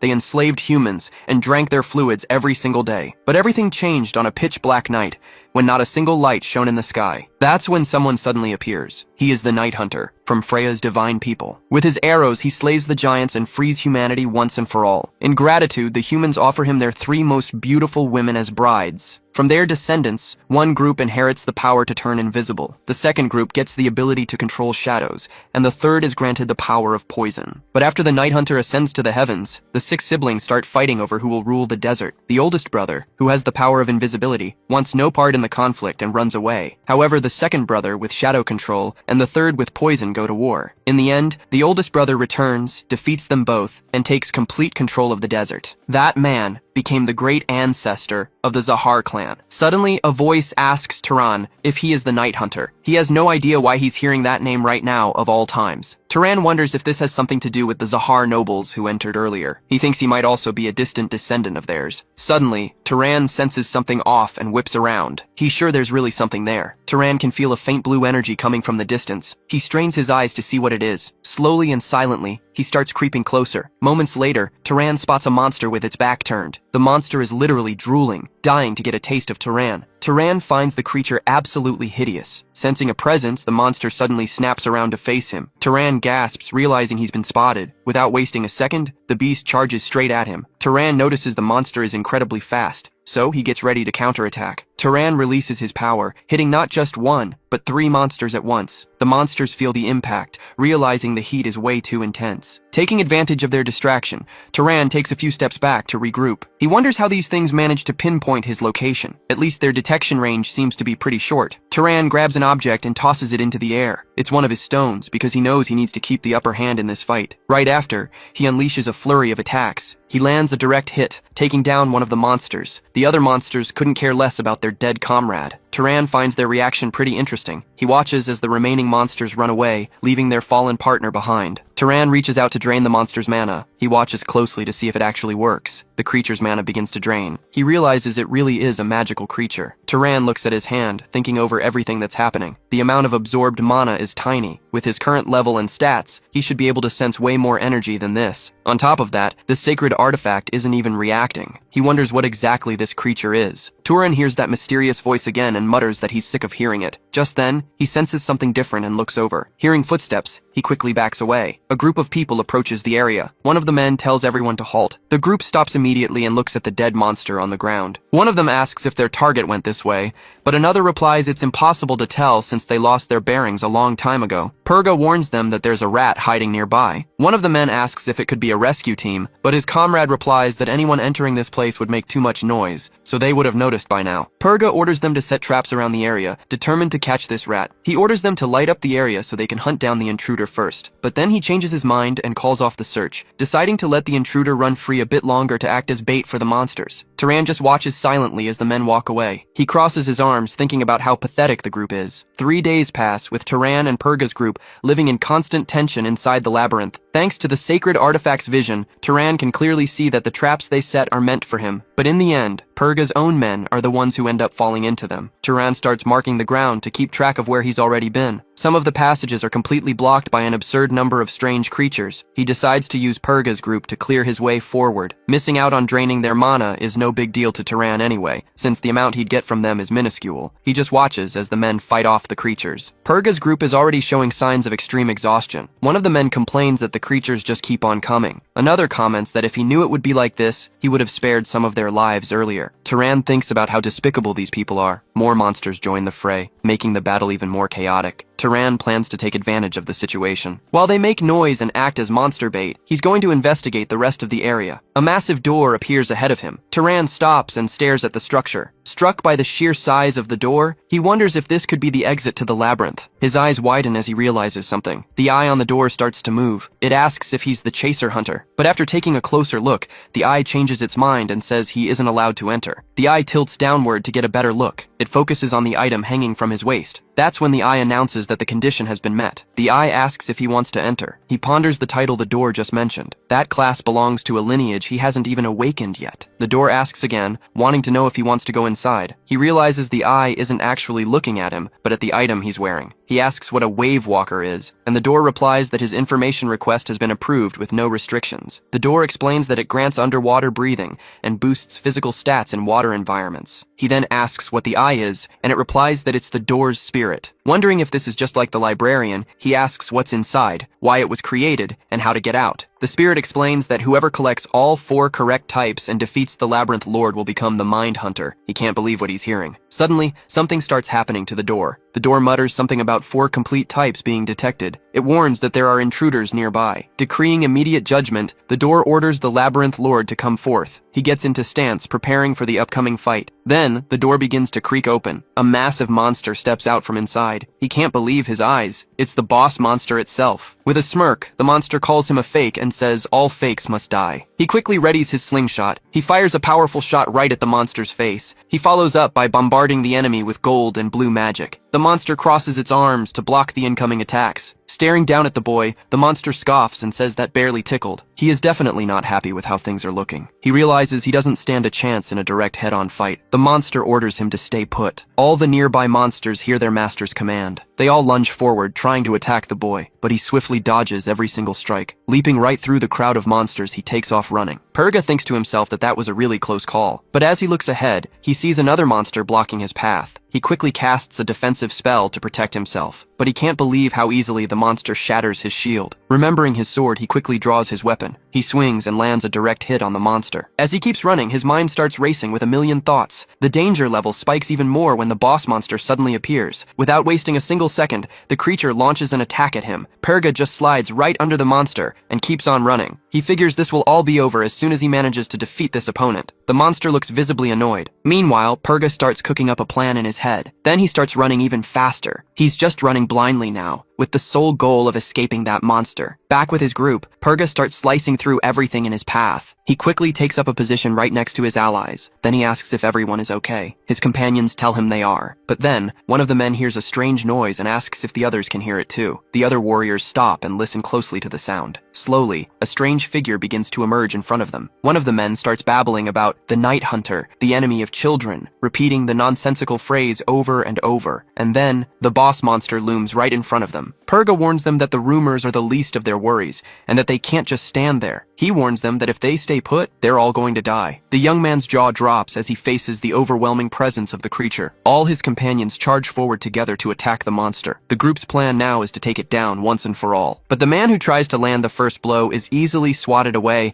and stopped by the monster. It seems like the boss monster is just playing with these warriors. One of them gets furious and yells at the monster to disappear, but the creature effortlessly crushes his attack. The entire group starts getting overwhelmed by the enemy's counterattacks. One of them thinks this is a really bad sign, especially since even the smaller monsters are joining the attack now. He knows that if things keep going like this, None of them will make it out alive. Just then, the man looks to the side as he notices some movement. He sees that even a tiny rat is struggling and fighting just to survive. Another guy, his eyes red with pure rage, grips his axe tightly. He charges forward with everything he's got and strikes the monster's leg. Caught completely off guard, the monster stumbles to the side. The guy actually starts laughing at the beast, but seconds later he gets trampled and sent flying. His partner's eyes go wide in sheer terror at the sight. He thinks it's all over, knowing that even if he survives, his political career is completely ruined. All of this misery is happening because of that monster. The man keeps complaining, blaming the creature for everything. Just then, he manages to pull out an object lodged in the monster's back. Gripping it tight, he starts swinging it like a sword. He charges forward and goes on the attack again. With every swing, his strikes grow heavier and stronger. Suddenly, a bright blue light floods the entire area. Looking at the situation, he realizes he has no other choice. He screams at the monster, telling it to disappear once and for all. The attack actually manages to wound the beast, but the injury only makes the creature even angrier. The man realizes things are about to end very badly for him. The monster casually thrusts its hand right into his stomach. Lying on the ground, the young man wonders where he went wrong. The light is already starting to fade from his eyes. Having defeated everyone, he wonders what the monster is looking at now, and if it's still not satisfied. Turan just watches the whole thing in silence. Turan stands right in front of the dying youth, who finally realizes that he was the real helpless rat in this situation all along. The monster looks right at them and says it finally found him. Turan readies his attack, knowing he just needs to pack enough power into it. Meanwhile, the gate monster calls Turan a fake night hunter. Ignoring the pointless trash talk, Turan stays completely focused on his strike. He puts everything into the blow, but it barely scratches the target, and that tiny scratch only makes the monster even more curious. Turan analyzes his opponent and realizes he won't be able to take this thing down in a single blow. Realizing he miscalculated the required strength, he needs to fall back and come up with a new plan. Turan quickly retreats to put some safe distance between them. This retreat only infuriates the monster, mad that it got hit with a weak attack only for the guy to run away. Checking his magic compass, Turan concludes that his main issue is a lack of raw firepower. It's a desperate situation, but he has no choice but to try his last alternative. He needs to act fast because the enemy is closing in rapidly. Ready to face the massive beast, Turan begins dodging its attacks with swift movements. He starts showing a level of strength far beyond anything he's shown so far. Positioning his weapon, Turan calculates that if he can just land a slightly deeper cut, he can finish the enemy off. Meanwhile, the monster screams that Turan is evil for killing its children and causing it so much pain. Turan wants to end this fight as quickly as possible, and the monster feels the exact same way. Turan knows his next strike has to be the final one, so he puts every ounce of his strength into one ultimate attack. But even that isn't enough to take the monster down in one shot. The monster screeches in pain and glances over at the people collapsed on the ground. Fortunately, its suffering won't last long, because Turan immediately lunges straight for its neck. The monster screams even louder, but the sheer force Turan puts into his weapon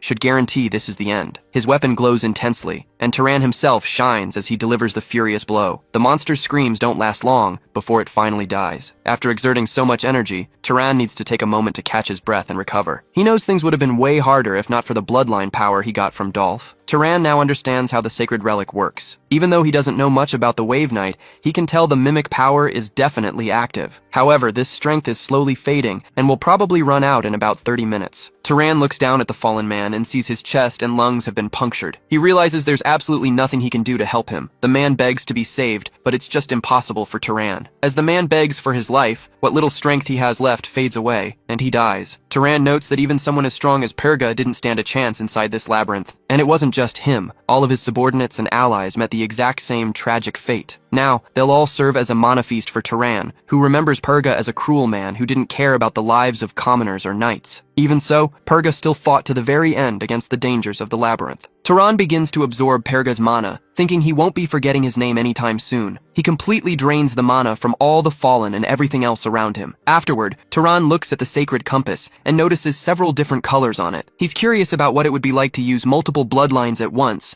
but decides it's best to save that for later. The important thing is that he's now at least twice as strong as he was when he first entered the labyrinth. Turan has obtained a level of power that would take an ordinary noble 100 years to build up, and he knows he needs to ditch the tool if he wants to avoid being hunted by the Zahars. He also needs to clean up his tracks, so he decides to use tracking magic to find and erase any trace of his presence. Using his power, Turan begins destroying everything he touched that could identify him. One by one, all proofs of his presence in the labyrinth vanish. At the end of the day, he actually managed to defeat the boss of the labyrinth. Now Turan is standing in front of that massive door once again. He wonders if all he needs to do now is push it open. And he's right. The door swings open with a simple push. But what lies on the other side doesn't make Turan excited at all. All he sees is an empty throne and a portal in the middle of the room that seems to be the exit. Near the throne, there is a neatly kept book. The book catches Turan's attention, and he realizes it's an experimental log on the Night Hunter's ascension process. With the instructions in this book, a class change would actually be possible. The material contains formulas and records, but Turan realizes he wouldn't be able to pull off the process all on his own. The document also showed how the portal was programmed to open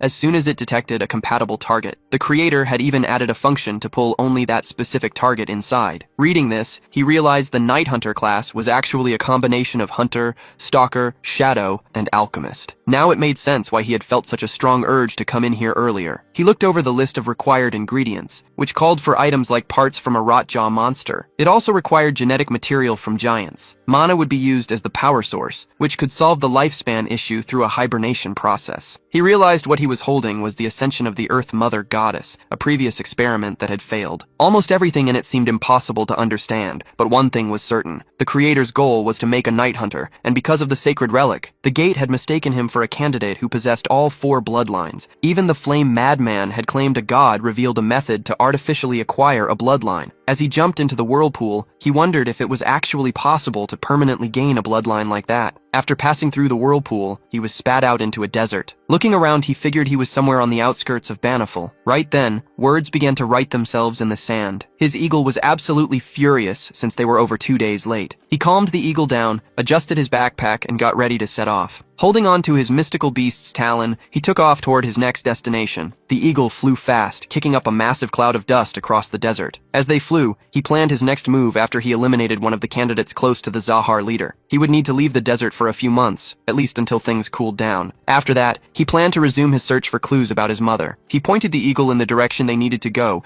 choosing that path first. They kept traveling, and suddenly, the landscape shifted into a frozen wasteland. They had reached the gray area, the old battlefield where Arabian and Zahar once went to war. Looking down, he was surprised to see a massive crowd of people on the move. It looked like everyone was fleeing from something. It was clear they were abandoning the gray city of Kalamoth. The few remaining guards in the area were also shocked to see a visitor arrive. A strange young man with an eagle on his shoulder and unusual clothes definitely stood out. The guards stared at his face, and they seemed to recognize him from somewhere. They bowed, apologized, welcomed him, and asked if he belonged to one of the great noble families. He realized their attitude shifted because they noticed he was a mage. He made a mental note to buy simpler clothes next time to avoid drawing attention, but simply replied that he was just a traveler. When he asked the guards for lodging from the city's lord, they replied that the city no longer had a ruler. With his head bowed, the guard explained that the city lord had recently died during an attack by dark elves from the west. He added that there were currently no nobles or knights ruling the region. Suddenly, the guard dropped to his knees and began to beg at his feet. The guard desperately begged him to become the new lord of the city. Roy is caught completely off guard,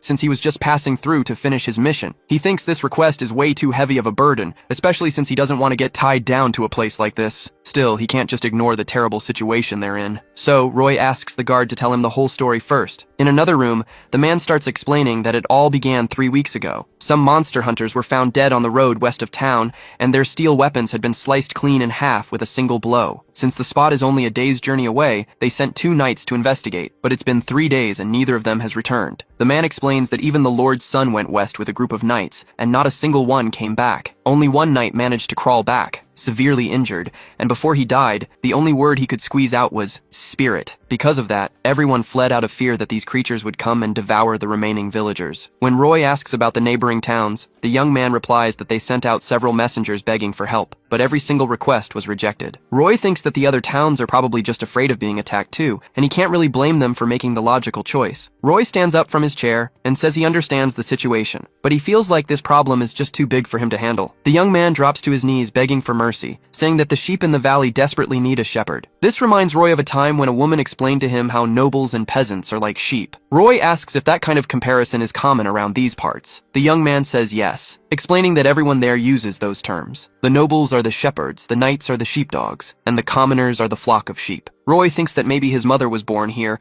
or at least lived in this region for a while. He bends down to grab his bag, shows a portrait of a woman to the young man, and asks if he recognizes her, a girl named Biji, around 20 years old. The young man apologizes, saying he doesn't recognize her, but offers to put up search posters all over town. Roy realizes that if he wants to find his mother, he has to save this town first. He tells the young man that he can't become the lord of the town. However, he agrees to act as their protector. Hearing this, the young man is incredibly relieved and happy. Roy announces to the villagers that he will stay for a while to protect the town until the threat from the west is gone. A young man in the crowd mutters that their savior has finally arrived to help them, but someone else chimes in, saying that while he might be good-looking, monsters aren't going to run away just because of his looks. Right then, someone yells at the pessimist to shut up and show some respect to their protector. Roy realizes they aren't mocking him, they're just terrified. The villagers don't want to get their hopes up only to be disappointed again. He figures that to calm the sheep, the shepherd needs to show his strength, so he decides to give them a demonstration of his power. The crowd immediately stops arguing to watch what Roy is about to do. Roy raises his hand to channel his energy, deciding to do just a small test. First, he starts compressing the fire as much as possible. Right after, he lowers the temperature of the flame. Since he doesn't harbor any ill will toward the villagers, he decides to focus on putting on a spectacular visual show. A massive explosion of light and energy bursts out a moment later. Roy expands the range of his magic as far as it can go. The released power is so intense that the surrounding villagers have to shield their faces. After a few moments, people start looking up to see what happened. The villagers are completely stunned, whispering that the sky itself looks like it's on fire. Everyone starts cheering, finally realizing they're actually going to make it. Looking down, Turan realizes this alone is enough to send the crowd into absolute ecstasy, or at least that's what he thinks. In reality, they're still facing a mountain of problems, endless meetings, and the freezing cold. Things are escalating fast, and if he doesn't cut the meeting short, it'll drag on until tomorrow. Turan silences the room by announcing he'll handle the food shortage himself. They all trust him completely,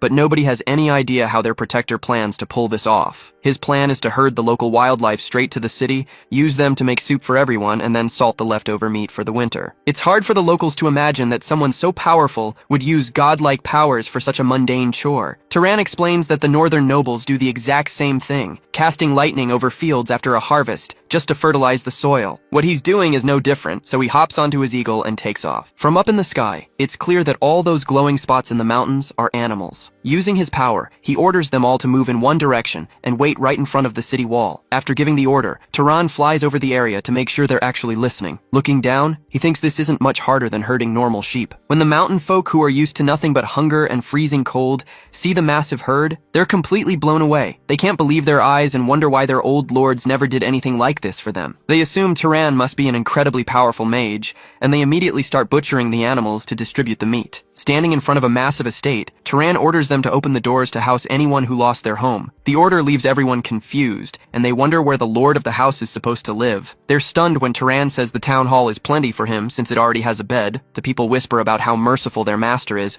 giving up his own comfort to feed and shelter them all. Honestly, Turan doesn't care about the worship. He just wants the city back to normal so he can search for clues about his mother. News of his incredible deeds quickly spreads across the entire region. At Biggin Castle, a messenger informs the city lord that the new protector has already sent out trade caravans. The Lord of Biggin listens to the report and asks how old this new protector is. Word also reaches Balin Castle, where they whisper about the kid who used a spell that lit up the entire sky. They figure someone that young with that much power must have either gotten incredibly lucky or been trained by a major family since childhood. Meanwhile, over at Haran Castle, they're complaining about how this is the worst possible time for him to show up alongside Arabian's army. Since every region knows him by a different name, it's hard to pin down which family he actually belongs to. While Turan keeps running things in the city, both enemies and allies decide it's best to just play along for now. Without him even knowing, the rulers of the Grey Zone end up recognizing Turan as the rightful protector of Kalamaf. As he plans his next moves, Turan keeps looking at the portrait of his mother. There are 8 cities and over 100 villages in this region, and he knows there's a chance she's somewhere in this massive territory. Suddenly, an aide rushes in with some new information. The man apologizes for last week's false alarms, but guarantees that this lead is the real deal. It's about a traveler named Igon, who claims a woman looking exactly like the portrait stayed at his inn 18 years ago. Turan is thrilled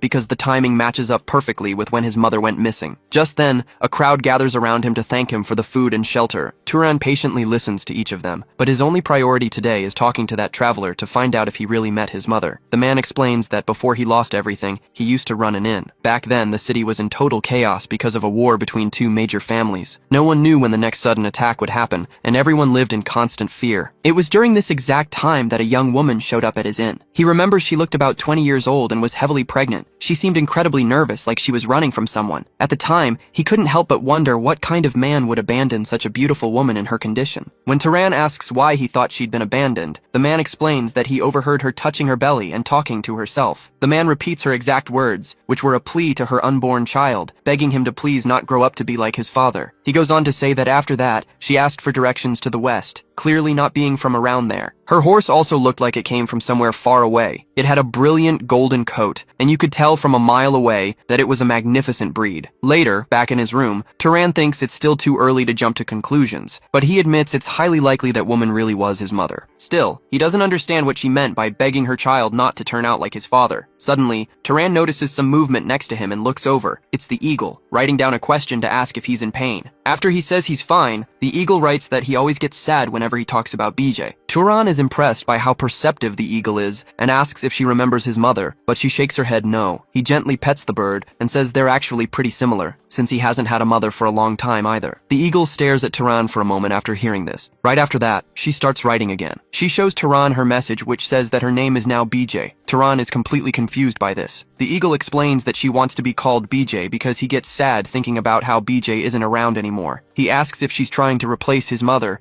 but warns her that names shouldn't be chosen lightly. The eagle writes back, saying she has thought it through and really wants to be named BJ. Turan gives in and says that if she wants it that badly, then from now on her name is BJ, which makes the eagle incredibly happy. He tells her he's counting on her from here on out. Turan opens the window and says they've rested long enough. He holds onto the eagle, and the two take off into the sky to go on patrol. Looking up, the civilians cheer for him, shouting for him to protect their city forever. Hearing this, Turan thinks to himself that he can't stay here forever, and leaving later is just going to be a pain. That's exactly why he never wanted to put down roots anywhere. With that, the two of them begin their actual patrol. He focuses on sensing everything around him. Turan notices he can't feel the presence of any dark elves and wonders if they've already left. If they really did leave, that's going to be a problem too, because if the enemies were still here, they could just defeat them all. But if they've relocated, they could strike back at any moment. As he looks to the side, he senses something strange. He feels the presence of a mage with at least double his own mana. Suddenly, that powerful presence starts rushing straight toward him. Turan reacts instantly and tells the eagle to fly south immediately. As the mage gets closer, Turan recognizes his flying style. He's shocked when he realizes who it actually is. The mage who was scaring him is Mesa. She's also surprised to run into Turan there. The two of them head down and land on the ground. Mesa says it's only been 3 months since they last saw each other, but notes that he's changed a lot. She tells him he looks like a completely different person now. She says he looks like a real adult. Wanting some attention, the eagle pecks at Turan. The bird writes down a message asking who that woman is. Seeing this, Turan introduces them to each other. BJ the eagle gets all proud when they praise her for knowing how to write. Mesa says their bond is beautiful and mentions she'd love to find a companion like that too. Right after, she asks what Turan is doing there, since traveling around this region is dangerous lately. Turan spends a long time explaining the whole situation to her. Mesa says she gets it and thinks her people might be to blame, since a necromancer managed to escape when they destroyed an underground kingdom. She explains that this necromancer is likely the culprit, having fled east to build up his army while hiding in the land of the blind dwarves. Turan asks if she's talking about the blind dwarves from the legends. Mesa says yes, and is relieved to hear he didn't go any further east,